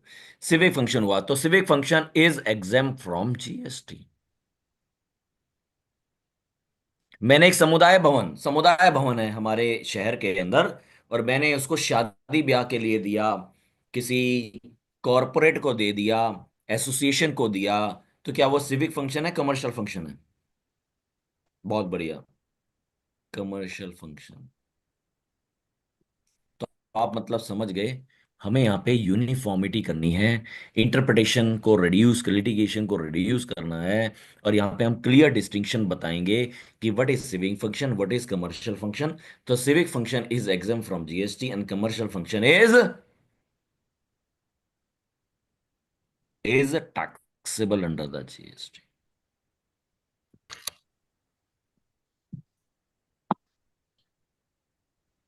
For example, Zila Parishad revenue लेता है for renting the community hall. अगर ये लोकल फंड से रिलेटेड है, लोकल पंचायत से रिलेटेड है, और ये सिविक फंक्शन की कैटेगरी है। अच्छा, मैं कैसे डिफाइन करूंगा what is civic function and what is commercial function? ये फ्यूचर में नोटिफिकेशन आएगी, सर्कुलर क्लेरिफाई करेगा, डेफिनेशन आएगी। अगर फिर भी नहीं आएगी तो 243 of the constitution of India के अंदर मुझे रेफर करना पड़ेगा।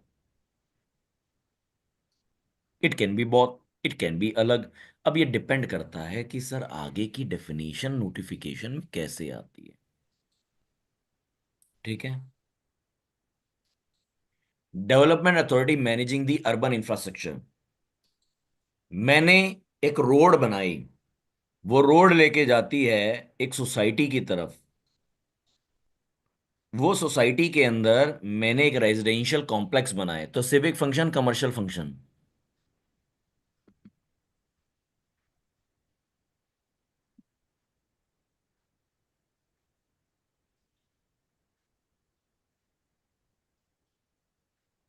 वहां पे सीवरेज चार्जेस करे, वाटर के चार्जेस लगाए, कनेक्शंस लगाए, फाइबर के कनेक्शन लगाए। देखो, अब ये देखना पड़ेगा आगे जाकर कि क्या ये सिविक फंक्शन के अंदर दायरे में आएगी या नहीं आएगी। आप समझ गए मेरी बातों को। साथ के साथ मैंने वहां पे शौचालय बनाया, सिविक फंक्शन। साथ के साथ मैंने वहां पे 4 कमर्शियल शॉप्स बनाई। ठीक है, अब आपको इस तरीके से अलग अलग यहाँ पे आइडेंटिफाई करना पड़ेगा what is civic function and what are covered under the commercial function. ठीक है सर, लोकल अथॉरिटी से रिलेटेड ये पॉइंट है। पंचायत, वाटर यूसेज कि सर्विसेज चार्जेस आपसे लेती है, तो वो क्या हो गया, जीएसटी एग्जिम्पशन हो गया, क्योंकि सिविक फंक्शन है। District board commercial complex operate करता है, तो नॉन सिविक फंक्शन है, कमर्शियल फंक्शन है। थर्ड, हाँ जी, 2 पॉइंट आपके, आई होप सो कि मैंने उसको बहुत ही क्लियरली आपको आइडेंटिफाई करके बता दिया कि आईएसडी आपको कैसे फॉलो करना है, और सेकंड आपको लोकल अथॉरिटीज, ताकि फ्यूचर में लिटिगेशन हमारी खत्म हो जाए। Next, track and trace mechanism. अब हम बताएंगे हम कौन, हम कौन, हम बताएंगे हम हम कौन, डिपार्टमेंट, गवर्नमेंट, अथॉरिटी, सीबीआईसी। अब हम बताएंगे कि कौन से गुड्स होंगे, ध्यान से सुनना। अब हम बताएंगे, अब हम बताएंगे कौन से गुड्स होंगे, कौन से पर्सन होंगे, ध्यान से सुनना। अब हम बताएंगे कि कौन से गुड्स होंगे, कौन से पर्सन होंगे, जिनकी जिनकी ट्रैक एंड ट्रेस होगी। आप बता सकते हो कि कौन से गुड्स होंगे और कौन से पर्सन होंगे?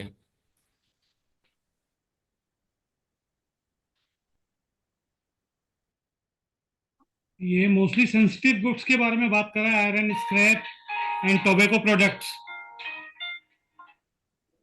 I think so.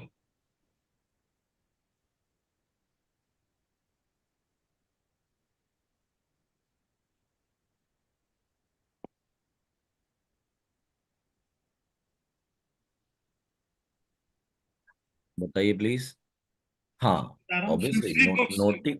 नोटिफाई तो होने हैं, वो तो नोटिफिकेशन आएगी तभी तो पता लगेंगे ना, ये क्योंकि वो टोबैको नोटिफाइड प्रोडक्ट्स हैं, प्रोडक्ट ही जैसे होंगे। पान मसाला हो गया आपका। बहुत बढ़िया, बहुत बढ़िया, बहुत बढ़िया सत्येंद्र सर। नहीं sir, Sanjay like a Gupta tobacco मराणा से sir. Product, Rakesh Gupta ji, highly evasion prone goods, बहुत बढ़िया। अब ये आयरन स्टील का आप कह नहीं सकते कि यहाँ पे इवेजन ऑफ टैक्सेस बहुत ज्यादा होता है, जितनी मेरी समझ थी, मेरे एक्सपीरियंस के हिसाब से, one is the tobacco industry, next pharmaceutical, third scrap, fourth bottled water, bottled aerated water. अब हम बताएंगे कौन से गुड्स होंगे, कौन से पर्सन होंगे, जब वो मैन्युफैक्चर होंगे, जब वो डिस्ट्रीब्यूटर के पास जाएंगे, जब वो रिटेलर के पास जाएंगे, उनकी प्रॉपर ट्रेसेबिलिटी होगी कि वो माल कहां जा रहा है। उससे रिलेटेड सॉफ्टवेयर हम आपको देंगे, उस सॉफ्टवेयर का भी पैसा आपको देना है। उस सॉफ्टवेयर के अंदर आपको यूनिक बार स्टैंप लगानी पड़ेगी उन प्रोडक्ट के ऊपर, क्यूआर कोड लगाओ, बार कोड लगाओ, वट लगाओ।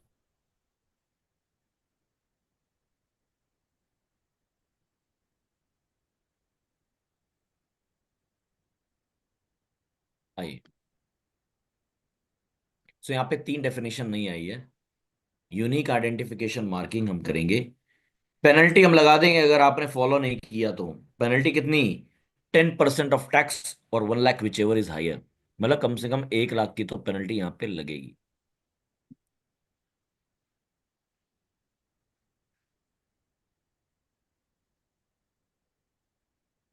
It applies to the notified goods and the specified person. Affix करना पड़ेगा unique identification marks on the goods और पैकेजेस। मेंटेन करना पड़ेगा detailed records including the machinery की detail.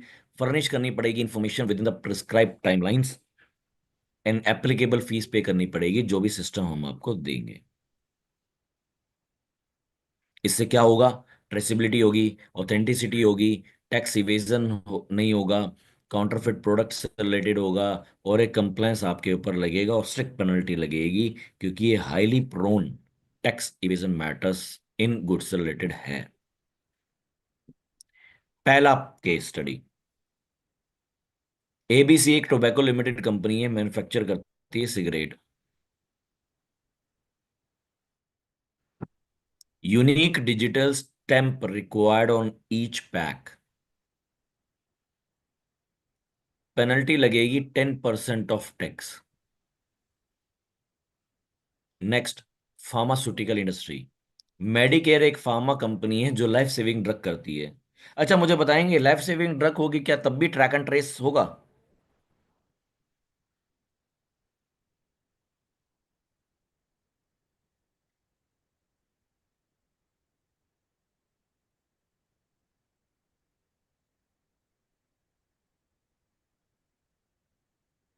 No idea sir, maybe, yes.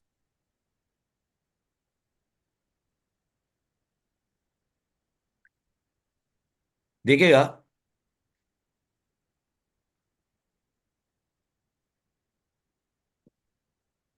क्या e invoicing होगी?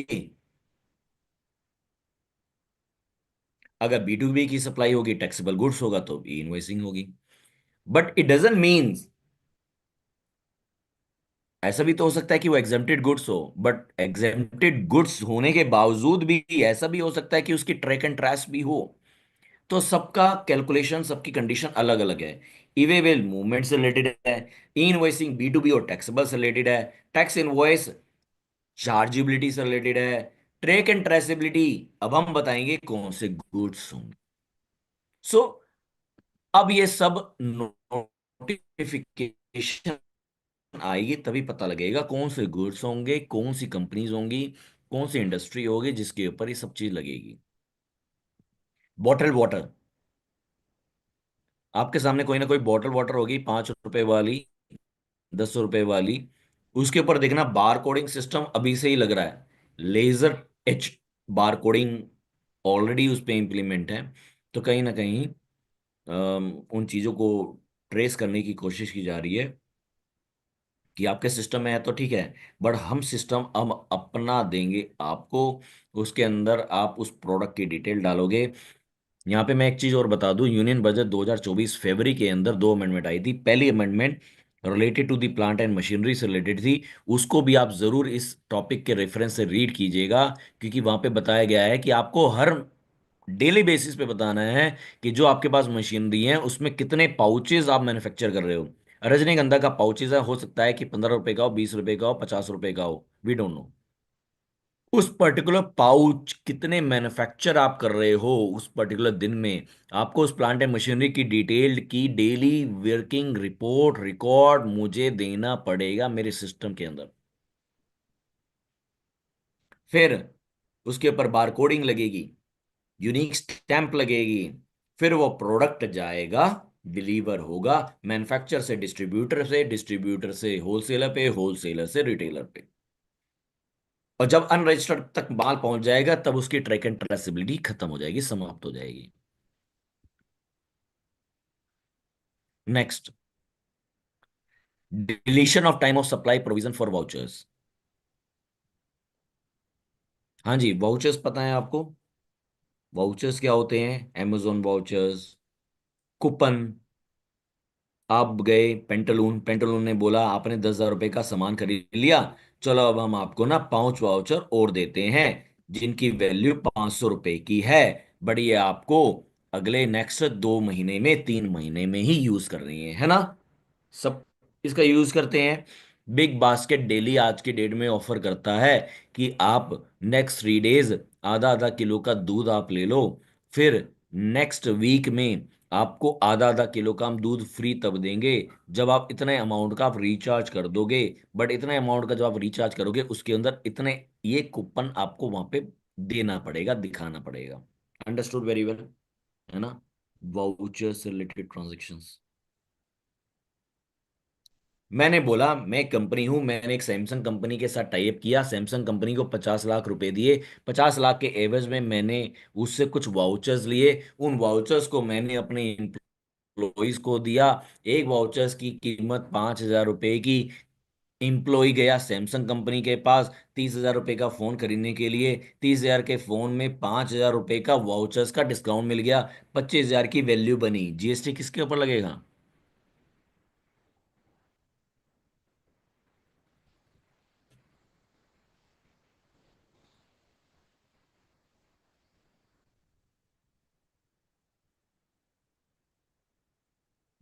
बता दो सर, आप ही से पूछ रहा हूँ, आपके मतलब की चीज है।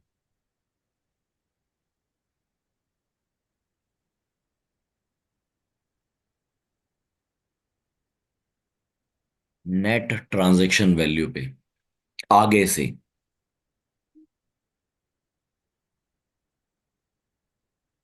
ठीक है, पहले तो वो 30,000 पे लगाता था, क्योंकि यहाँ पे आइडेंटिफिएबल थी टाइम ऑफ सप्लाई और प्लेस वैल्यू की सप्लाई के बेसिस पे। सेक्शन 12(4) और 13(4) के अंदर वाउचर्स के वर्ड को यहां से डिलीट कर दिया गया इस बजट में। अब वाउचर्स की रिडेम्पशन या वाउचर्स का कैशबैक जब भी होगा, neither treated as a supply of goods not treated as a supply of services. ठीक है सर।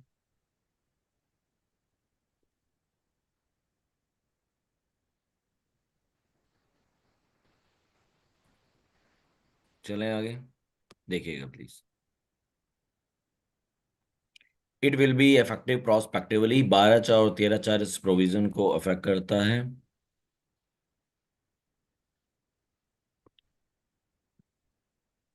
12(4) और 13(4) क्या कहता था? Date of issue of voucher if supply identifiable, date of redemption in other cases. Vouchers not taxable, इसके ऊपर already circular आ चुका है, सर्कुलर नंबर 243, दिसंबर 24 में सर्कुलर है। बहुत डिटेल सर्कुलर है, 2-3 पेज का है, इसको आप रीड करेंगे, जिसमें वाउचर्स के बारे में कहता है कि आपके ऊपर इसकी टैक्सेबिलिटी नहीं बनेगी।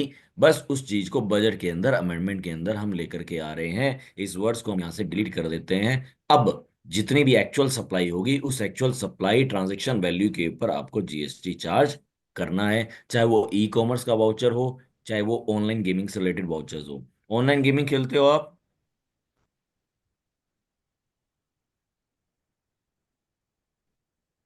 ऑनलाइन गेमिंग खेलते हो? खेला करो, खेला करो। मैं लत से नहीं खेलता, मैं ट्रांजैक्शन को रीड करने के लिए खेलता हूँ। चिराग जी खेला करो। विनोद सर।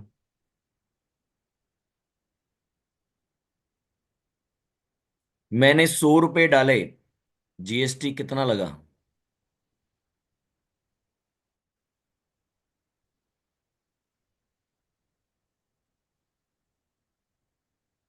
मैंने 100 रुपए एक गेम में डाले, मान के चलो ड्रीम 11 की गेम है, कल इंडिया पाकिस्तान का मैच है।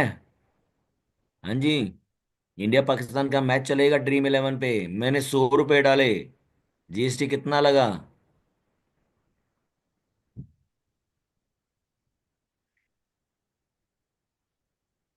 2023 का जो वर्ल्ड कप था, अक्टूबर 2023 से पहले क्या चलता था? मैंने 100 रुपए डाले, ड्रीम 11 ने 20 रुपए अपने पास रखे, 80 रुपए बचे, 80 रुपए से गेम स्टार्ट होती थी।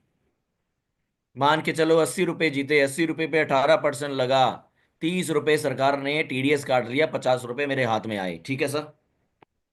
बजट के बाद, बजट के बाद, बजट के बाद मैंने बजट, सॉरी बजट कह रहा हूं, वर्ल्ड कप के बाद 100 रुपए डाले, 28 रुपए सरकार ने पहले ले लिए। आप समझ रहे हो? जहां मैंने गेम स्टार्ट करके जीती, उस पे 18% का जीएसटी लग रहा था। अब सरकार कहती है मुझे इतनी उलझनों में मत लगाओ, मुझे तो 100 रुपए आपने डाले, वहीं मुझे कितना दे दो, 28 रुपया दे दो वहां पे। ओ माय गॉड, आप देख रहे हो कितना परसेंटेज इंक्रीमेंट ऑफ टैक्स है ऑनलाइन गेमिंग के अंदर। हाँ जी, मेरे साथ साथ चल रहे हो? आपने 100 रुपए डाले, 28 रुपए हमें दे दो, कितने बचे?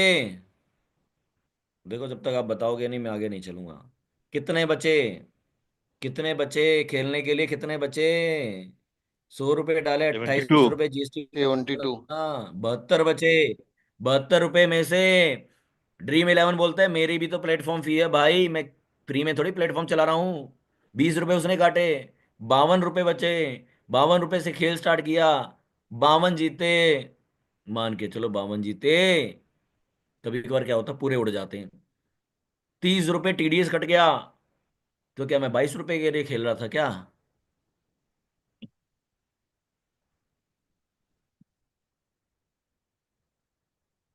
ड्रीम इलेवन बोलता है रुको भाई साहब, हमें भी तो अपना घर चलाना है। तो जो सरकार ने 28 रुपए ले लिए, हम आपको क्या देते हैं? हम आपको क्या देते हैं? हम आपको क्या देते हैं?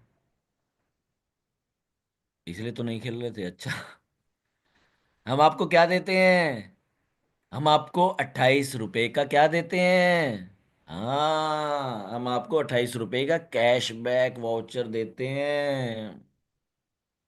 बड़ ध्यान से सुनना, ध्यान से सुनना। ये 28 रुपए हम तभी देंगे जब आप 4 गेम और खेलोगे। बिल्कुल ठीक। नेक्स्ट गेम पर। बहुत बढ़िया। तो ल्योरनेस है, तो सबको ही सबका धंधा चल रहा है, उधर सरकार का चल रहा है, कभी यहाँ का चल रहा है, कहीं किस बिजनेस का चल रहा है, सबका चलना चाहिए ना सिस्टम। किसी को रोकना नहीं है, आ जाओ।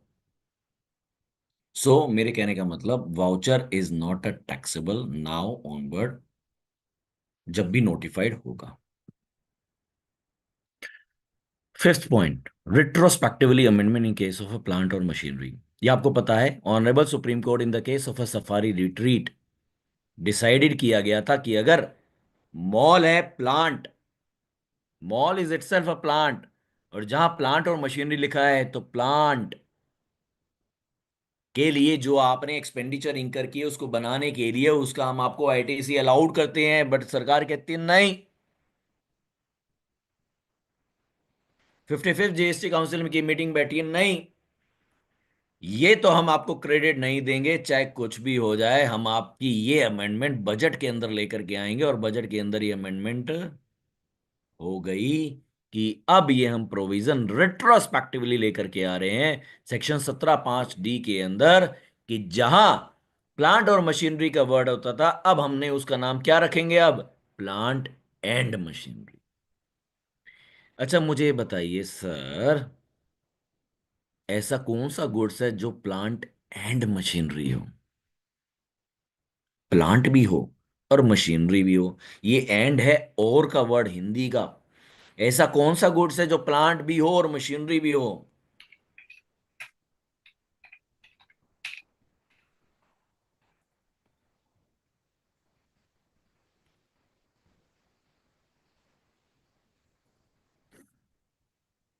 अच्छा, उसको मिल जाएगा,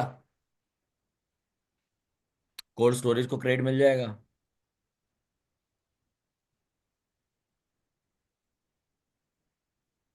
कोल्ड स्टोरेज को क्रेडिट मिल जाएगा। जो भी मैं सीमेंट, बजरी, रेता, सरिया, टाइल्स, इक्विपमेंट्स, जो भी मैं सिविल वर्क्स का कॉन्ट्रैक्ट का खर्चा उसके अंदर करता हूँ, क्या उसको क्रेडिट मिल जाएगा? रोड कंस्ट्रक्शन कॉन्ट्रैक्ट को मिल जाएगा। ऐसा मुझे आइडेंटिफाई करना पड़ेगा, वी डोंट नो, कि ऐसा कौन सा गुड्स होगा जो प्लांट भी हो और मशीनरी भी हो। सरकार ने इसको चेंज तो कर दिया, प्लांट और मशीनरी की जगह प्लांट एंड मशीनरी कर दिया। बट वी डोंट नो कि ऐसा कौन सा ऐसा इक्विपमेंट होगा, ऐसा कौन सी एसेट्स होगी, कैपिटल होगी, जो प्लांट एंड मशीनरी के अंदर क्लासिफिकेशन उसकी मैं कर पाऊं। ऐसा पहला है, आपने केस वोडाफोन के केसेस में आपने पहले पढ़ा होगा, पढ़ा था, सिमिलर इसी तरीके का केस था। टीडीएस कटना चाहिए था, सरकार क्या कहती है? टीडीएस कटना चाहिए था। वोडाफोन केस जीत के आया ऑनरेबल सुप्रीम कोर्ट ने, सरकार ने कहा नहीं, हम इसके अंदर रेट्रोस्पेक्टिव अमेंडमेंट लेकर के आते हैं कि टीडीएस तो इसमें कटेगा ही कटेगा। वोडाफोन गया इंटरनेशनल कोर्ट ऑफ आर्बिट्रेशन में जाकर के जीत करके लेके आया अपने फेवर में। तब सरकार ने वहां पे एक कमिटमेंट करी थी, किसी को ध्यान है? हमारे पास बहुत सीनियर अधिवक्ता सामने बैठे हैं, किसी को वो कमिटमेंट ध्यान है? बताइए प्लीज।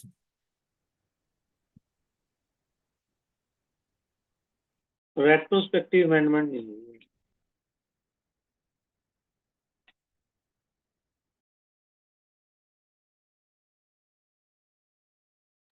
हाँ जी,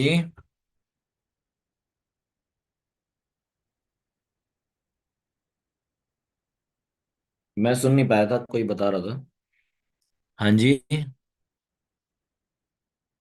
हाँ, ये हम कमिटमेंट देते हैं, ऐसे वर्ड से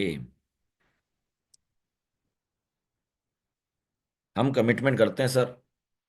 हम आगे से दोबारा से रेट्रोस्पेक्टिवली अमेंडमेंट नहीं करेंगे।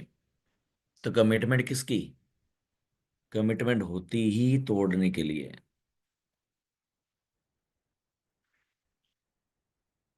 महाभारत के अंदर आप सबने पढ़ी होगी, समझी होगी, देखी भी होगी कि हे पार्थ, तुम्हारे सामने इतनी जनता आ रही है तुमसे लड़ाई करने के लिए, सबके पास हथियार हैं, बट मैंने कमिटमेंट करी थी कि मैं शस्त्र नहीं उठाऊंगा। पर कमिटमेंट तो ऊपर वाले ने भी तोड़ दी थी। तो यहाँ पे तो हम इंसान ही हैं।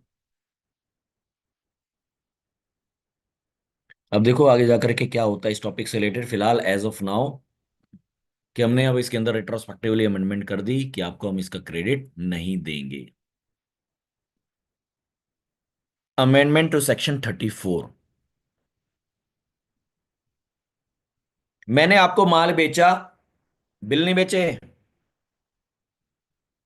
बिल नहीं बेचे, मैंने आपको क्या बेचा? माल। इनवॉइस इशू किया, GSTR 1 में डाला। आपके कहाँ आएगा? आपको कहाँ दिखाई देगा? आपको कहाँ दिखाई देगा? आपको कहाँ दिखाई देगा? आपको कहाँ दिखाई देगा? 2B में दिखाई देगा। 2A छोड़ो सर, 2A को देखूंगा थोड़ी मैं। अच्छा, माल डिफेक्टिव हो गया, आप क्या रेज करोगे? माल डिफेक्टिव हो गया, माल वापस करोगे? माल वापस करोगे? क्या रेज करोगे? डेबिट नोट रेज करूंगा। डेबिट नोट रेज करोगे, ईवे बिल बनाओगे? ईवे बिल बनाऊंगा। माल मेरे पास आएगा, मैं क्या रेज करूंगा? क्रेडिट नोट रेज करूंगा। पोर्टल पे कौन अपलोड करेगा? पोर्टल पे कौन अपलोड करेगा? सप्लायर अपलोड करेगा। मैंने ऐसे केसेस देखे हैं सर, आप हैरान रह जाओगे। रिसिपिएंट अपलोड कर रहा है और सप्लायर क्रेडिट ले रहा है। Just imagine. रिसिपिएंट अपलोड कर रहा है, सप्लायर क्रेडिट ले रहा है। Just imagine. रिसिपिएंट अपना सेल में से वो घटा रहा है, ओ सॉरी, रिसिपिएंट अपना सेल में से घटा रहा है और मैं क्रेडिट ले रहा हूं, मेरा वो क्रेडिट ही नहीं है। ये तो पहली केस स्टडी है। सेकंड जिसकी बात मैं कर रहा हूं, अगर मैं क्रेडिट नोट रेज करूंगा, आप डेबिट नोट आपने बना दिया।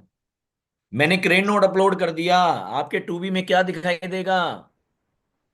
रिवर्सल करने के लिए दिखाई देगा।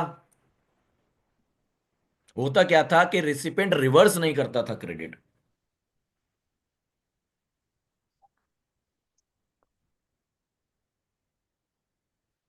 होता क्या था, रिसिपिएंट क्रेडिट रिवर्स नहीं करता था। तो नुकसान किसका हुआ? सरकार का। सरकार का क्या नुकसान हो गया?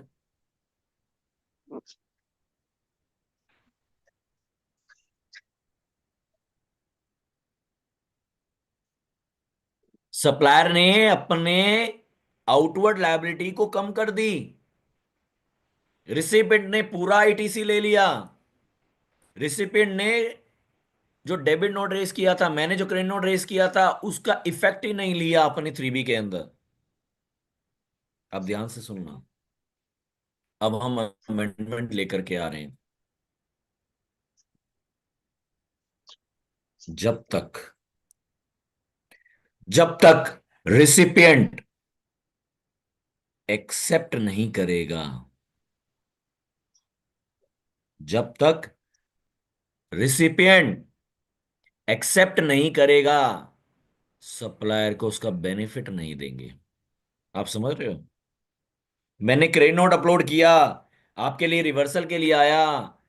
अगर रिसिपिएंट ने IMS का डैशबोर्ड आपको पता है, accept reject accept reject accept reject, आपने IMS के डैशबोर्ड में एक्सेप्ट कर दिया, आपको वो क्या करना पड़ेगा?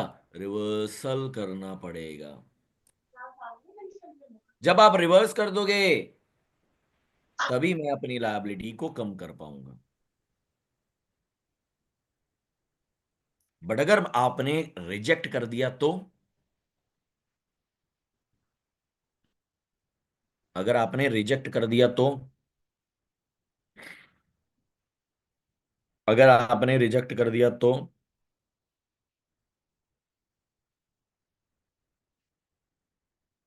नहीं, लाइबिलिटी तो कम मैंने कर दी ना, क्योंकि वन में मैंने क्रेडिट नोट रेज कर दिया, 3B में मेरी लाइबिलिटी कम आ गई।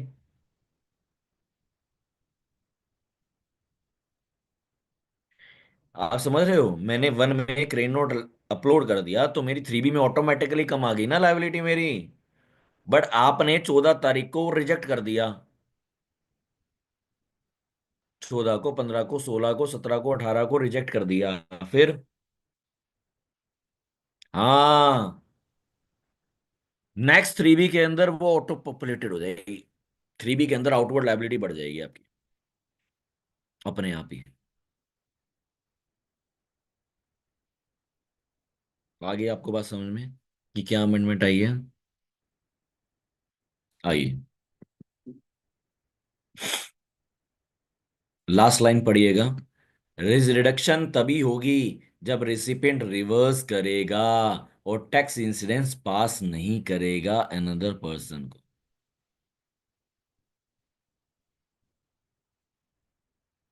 ये किन किन केस में होगा? जहां गुड्स रिटर्न होगा, डिफेक्टिव गुड्स होगा, पोस्ट सेल डिस्काउंट होगा, एटसेट्रा एटसेट्रा।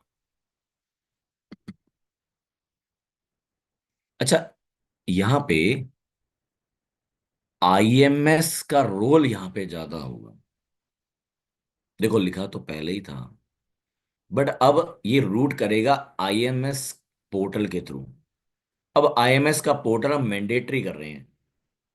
मैंडेटरी तो अभी भी है या नहीं है? IMS फॉलो करते हो? बताइए,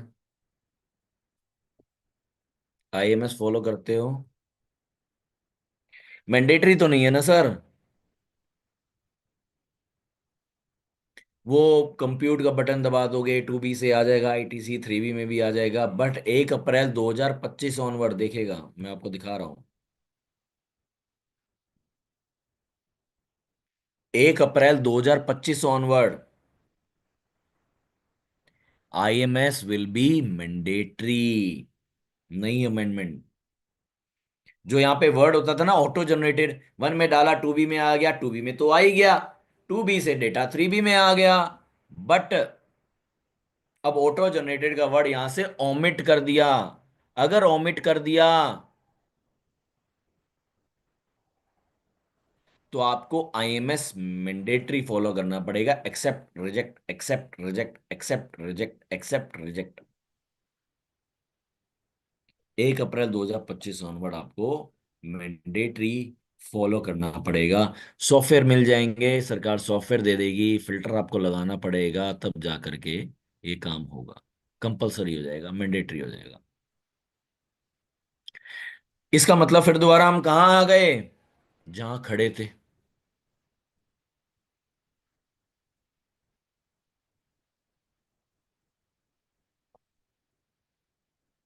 हम कहाँ आ गए? जुलाई 2017 में आ गए। बिल्कुल ठीक, वहीं आ गए। What about those, for those who have more than 500 invoice? Sir software आएगा, 500 इनवॉइस के आपके 100 सप्लायर होंगे, या 50 होंगे, या 500 भी हो सकते हैं। आपको टिकिंग लगानी पड़ेगी, या कुछ लुकअप सिस्टम आएगा, ये कुछ भी होगा, वो सॉफ्टवेयर जैसा भी होगा वैसे आपको फॉलो करना पड़ेगा। खुद मत बैठना सर, क्योंकि क्लर्क नहीं बनना आपको। अधिवक्ता हो, जो काम आपका लीगल में है वही आपको फॉलो करना है।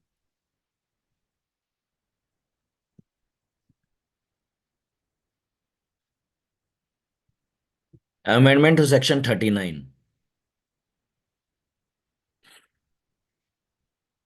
अब हम बताएंगे आपको कि आप 3B फाइल नहीं कर सकते। अच्छा, ऐसा भी होता है? आज की डेट में ऐसा क्या प्रोविजन है, पर्पस है, कंडीशन है कि आप 3B फाइल नहीं कर सकते? बताइए प्लीज। आप 3B फेवरी की फाइल नहीं कर सकते, कंडीशन बताइए। यस।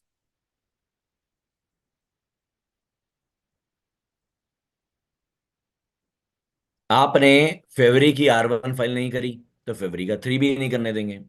आपने जनवरी की 3B नहीं करी, सेकंड बता रहा हूं, आपने जनवरी की 3B नहीं करी, फेवरी का 1 नहीं करने देंगे। आपने रूल 86 भी फॉलो नहीं किया, 88B कह लो, 1% ऑफ टैक्स लाइबिलिटी कह लो, आपको रिटर्न फाइल नहीं करने देंगे। अब हम बताएंगे आपको 3B कर फाइल नहीं करनी। अगर आपके आईटीसी के मिसमैच 5 लाख, 10 लाख, 25 लाख, 50 लाख से ज्यादा है, हम आपको आईटीसी, ओ सॉरी, 3B फाइल नहीं करने देंगे। आप एक रिस्की टैक्स पेयर हो, आपको 3B फाइल नहीं करने देंगे। आपने मिस्टर ए से माल खरीदा जो बोगस है, आपको 3B फाइल नहीं करने देंगे। आप समझ रहे हो? ये ऐसी कंडीशन फ्यूचर में आएंगी।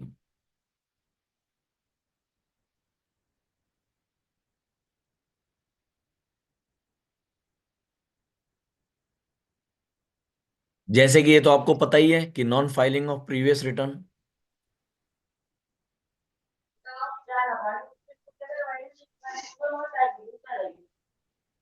कोई कुछ कहना चाहता है? अनम्यूट करके।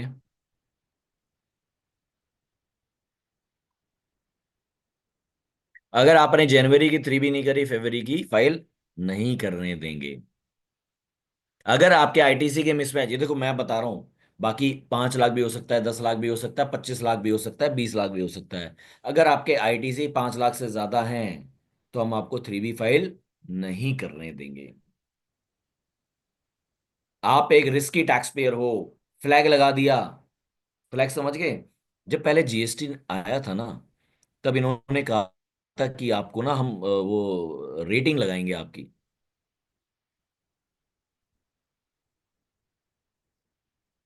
1 स्टार, 2 स्टार, 3 स्टार। अगर आप रिस्की टैक्स पेयर हो तो हम आपकी 3B फाइल नहीं करने देंगे।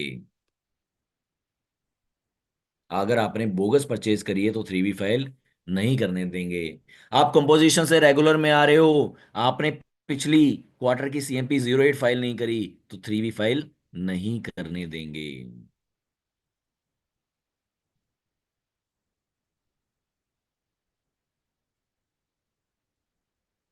Mandatory 10% pre deposit for penalty appeal under the GST. देखिए आज की डेट में क्या होता है, टैक्स, इंटरेस्ट एंड पेनल्टी अगर एक ऑर्डर में आती है तो आपको क्या करना पड़ता है अपील फाइल करने के लिए? टैक्स का 10% पे करके अपील फाइल करनी होती है। जहां टैक्स नहीं है, इंटरेस्ट है और पेनल्टी है, जब नोटिफाइड हो जाएगा तो आपको पेनल्टी का भी 10% दे करके अपील फाइल करनी पड़ेगी, मैंडेटरी है। तो यूनिफॉर्म हो गया, 10% ऑफ टैक्स, अगर टैक्स नहीं है तो 10% ऑफ पेनल्टी, प्रवीण जी, अगर सिर्फ इंटरेस्ट है तो कुछ नहीं। सर एक छोटा सा क्वेश्चन था इसी पॉइंट पर, जी पूछ लूं? हाँ हाँ, प्लीज प्लीज ये प्लीज। जैसे लास्ट फाइनेंस बिल 2023 में जब ये लाए थे 129 के लिए स्पेशल कंडीशन लाए थे 25% की प्री डिपॉजिट की, हम्म 125 129 के मैटर्स में, हम्म। उसका आज की डेट में क्या इफेक्ट होगा 1 अप्रैल के बाद? वो खत्म हो कौन गई से मैटर में? 129 के मैटर में? थी? वहाँ प्री डिपॉजिट की कंडीशन 25% थी ऑफ पेनल्टी। अब बजट में नोटिफाई हो गया कि वो 25% वाली पेनल्टी भी हम 10% कर रहे हैं। ये ऐसा कुछ वहां तो स्पेसिफिकली लाए थे, यहाँ कोई बजट में ऐसा तो कुछ दिया नहीं है इन्होंने। नहीं किया है, देखिएगा। वर्ड देख लीजिए कि बस। Before amendment, 25% pre deposit for E way bill penalty cases, there is no pre deposit for other penalty only cases. Sir ये बजट स्पीच या इनके बजट के पॉइंट्स में तो कहीं पे भी नहीं है ये चीज, इन्होंने कहीं मेंशन नहीं किया। ये आप क्लॉज, इस बिल्कुल क्लॉज नहीं। में जाना पड़ेगा सर, क्लॉज 124 में। जी, अच्छा। पीपीटी में शेयर कर दूंगा। ठीक सर। और कभी भी अवेलेबल रहना मेरे साथ, मैं आपको बहुत इंफॉर्मेशन डेली बेसिस पे शेयर करता रहता हूँ। बाकी और भी मेंबर है वो मुझसे भली भांति जानते हैं मुझे, मैंने नंबर भी अपना शेयर कर दिया है। कभी ग्रुप भी है सर किसी आपका, भी व्हाट्सएप ग्रुप है कोई सर? हाँ, व्हाट्सएप ग्रुप भी है। आप मुझे हाई लिख देना, मैं आपको ग्रुप में ऐड कर दूंगा। ठीक सर, ये आपका नंबर। सो अब मैं सर मुद्दे की एक ही बात पे जाता हूँ जो इम्पोर्टेंट है, ग्रुप में कर देना। कि जहां टैक्स इंटरेस्ट और पेनल्टी होगा 10% ऑफ टैक्स, जहां इंटरेस्ट और पेनल्टी होगा 10% ऑफ पेनल्टी, जहां 25% प्री डिपॉजिट था जब गाड़ी पकड़ी जाती थी, इंटरसेप्टेड होती थी, उसको भी हम करके 25% से 10% लेकर के आ रहे हैं। ध्यान से सुनना, अगर आपकी पेनल्टी ओनली केसेस है तो जल्दी से जल्दी उसकी अपील फाइल कर देना, कोई डिस्प्यूटेड अमाउंट पे करने की जरूरत नहीं है। अगर ये नोटिफिकेशन आज रात को आ जाती है और पोर्टल पे कल इंप्लीमेंट हो जाएगा, और पेनल्टी ऑर्डर के केसेस में आपको पेनल्टी का 10% पे करके ही अपील फाइल करनी पड़ेगी, ये ध्यान रख लेना।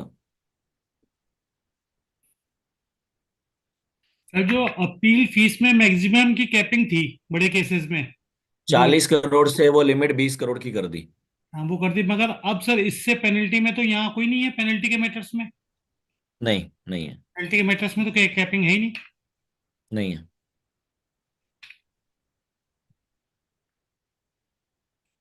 Last amendment, supply of goods warehouse in the SEZ of the FTWZ. Sir SEZ को माल बेच रहा है, जीएसटी लगेगा? नो। नो। एसईजेड डीटीए को माल बेच रहा है, जीएसटी लगेगा?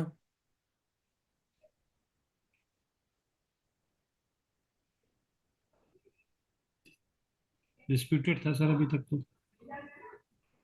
नहीं नहीं नहीं, जीएसटी लगता था ना। As a import of goods हो गया, custom duty in the form of IGST, मुझे लेवी का होता था ना जीएसटी। डोमेस्टिक कंजम्पशन पे जरूरत थी सर।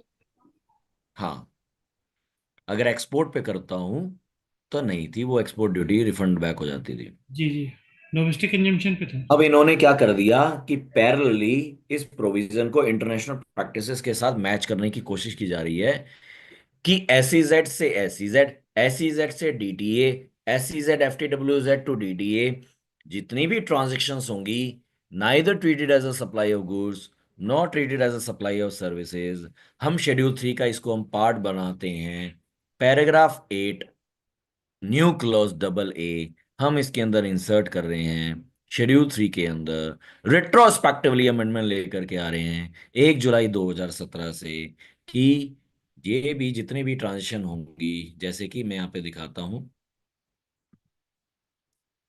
कंपनी एक्स एसईजेड है, वो अपना वेयर हाउस गुड्स कंपनी वाई डीटीए को माल है बिफोर क्लियरेंस, तो जीएसटी एप्लीकेबल था, बट अब जीएसटी नहीं लगेगा।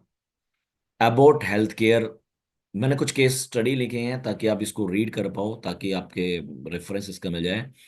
सो कंक्लूजन यहाँ पे क्या हुआ, कि जीएसटी एप्लीकेबल तो वैसे ही नहीं है विद इन एसईजेड, रिफंड आपको नहीं देंगे, ये भी उन्होंने क्लेरिफाई कर दिया। जो पहले से सरकार की मंशा चल रही है कि अगर आपने कोई टैक्स पे कर दिया हो, आपको हम रिफंड उसका नहीं देंगे। हम इसके अंदर टैक्स डिस्प्यूट को रिड्यूस कर रहे हैं और अलाइन कर रहे हैं ग्लोबल प्रैक्टिसेस से। सो मेरा फोन नंबर यहाँ पे दिया हुआ है, आप मुझे हाई लिख सकते हो। मैंने अपना लिंक्डइन का अपना लिंक भी यहाँ पे दिया हुआ है। मैं एज अ को फाउंडर हूँ टैक्सबॉट जीपीटी का भी, जो एक एआई टूल भी है। आप कोई भी जीएसटी से रिलेटेड, एआई से रिलेटेड इंफॉर्मेशन मुझसे पूछ सकते हैं। जीएसटी मित्रा नाम से मेरा चैनल है, ऊपर दिए गए मैं इन कंपनीज के अंदर काफ़ी काम इसके अंदर देखता हूँ, और प्रोफेशनल को मैं अपनी सेवा रेगुलर में देता रहता हूँ, बहुत सारे मेंबर्स मुझे जानते भी हैं। अब ओवर मैं करता हूँ टू दी कॉन्वेनर सर, या किसी की कोई क्वेरी हो वो हम इसको रिजॉल्व करने की हम कोशिश करते हैं। प्रवीण सर, एक जीएसटी पे एक इफेक्ट और भी आया है ना सर, जो इनकम टैक्स में चेंज हुआ है 206C में, टीसीएस की कंडीशन हटा दी गई है। बजट में तो यही अमेंडमेंट थी sir as of now. Budget में जीएसटी में था, इनकम टैक्स में जो चेंज हुआ 206C1H के अंदर, जहां था ना, जी जहां सेल्स में 1% टीसीएस काटना होता था, जी। वो हटा दिया गया सर। हाँ। वो भी तो जीएसटी की ही सेल पे होता ना सर, सेल पे काटते थे वो। बिल्कुल ठीक। उससे जीएसटी का क्या फर्क पड़ता है? सर पहले तो कटता था ना, आदमी का 1% टैक्स कटता था सर, परचेजर जान देना वो पड़ता तो था इनकम टैक्स उसको, 1% टीसीएस के रूप में। वो टीसीएस टीसीएस तो आपका सेक्शन 51 के तहत तो कटेगा ही कटेगा। नहीं सर, अब तो कंडीशन हटा दी गई है, ओमिट कटा दी गई यदि इस बिल से। अब सर वो नेक्स्ट मीटिंग में क्लेरिफाई करने की कोशिश होगी, या जब भी कर देंगे नोटिफाइड भी ले आएंगे, उनका क्या फर्क पड़ता है।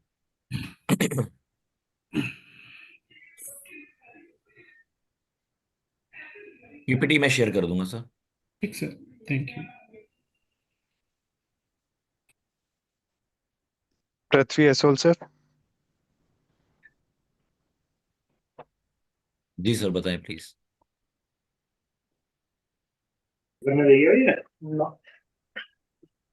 पृथ्वी जी।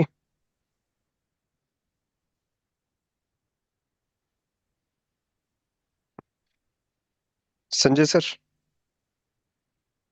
जी अंकित जी। सर का थैंक्स आप कर दें, उसके बाद राष्ट्रगान। ठीक ठीक, थैंक यू। प्रवीण जी, आज आपने बहुत ही ब्रीफ तरीके से, बहुत क्रिस्प तरीके से आपने बहुत एक एक पॉइंट को बहुत डिटेल्स में, खासकर आईएसडी के ऊपर हम सभी के बहुत से कंफ्यूजन्स थे, उसको आपने बहुत अच्छी तरीके से समझाया। मैं उपकास की तरफ से, नर्मदा बार एसोसिएशन नर्मदा एवं हरदापुरम दोनों की तरफ से आपका बहुत बहुत धन्यवाद करता हूं कि माँ सरस्वती की कृपा आप पे हमेशा बनी रहे और आप इसी तरीके से बार बार हमारे बीच में आए और हम लोगों को अपने ज्ञान के भंडार में से कुछ बूंदों का सेवन हमें भी कराएं सर। आपने आज बहुत अच्छे तरीके से एक एक पॉइंट को हमें समझाया और उसका क्या क्या इफेक्ट होगा, खासकर प्लांट एंड मशीनरी का क्या इफेक्ट आएगा, इसके बारे में बहुत सारे कंफ्यूजन थे जो आपने बताए। उसके लिए आपका बहुत बहुत हमारी संपूर्ण टीम की तरफ से बहुत बहुत धन्यवाद। इसके साथ साथ मैं धन्यवाद करूंगा मैं अपने भाई अंकित जी का, जो शुरुआत में लेकर सबकी प्रॉब्लम्स का निदान करते हैं पहले सत्र में। अब मैं आप सभी से निवेदन करूंगा, कृपया राष्ट्रगान के लिए खड़े हो जाएं। जनगण मन अधिनायक जय हे भारत भाग्य विधाता, पंजाब सिंध गुजरात मराठा द्राविड़ उत्कल बंगा, विंध हिमाचल यमुना गंगा, उचल जलज तिरंगा, जब शुभ नामे जागे तब शुभ आशीष मांगे, गाए तब जय गाथा, जनिगण मंगल दायक जय हे भारत भाग्य विधाता, जय हे जय हे जय हे जय जय जय जय हे। भारत माता की जय। धन्यवाद सभी का। प्रवीण सर, नेक्स्ट मीटिंग में आप पीपीटी आ जाए तो सर अंकित जी आप ग्रुप में जी शेयर कर। मैं जी सर शेयर कर चलो देता हूँ।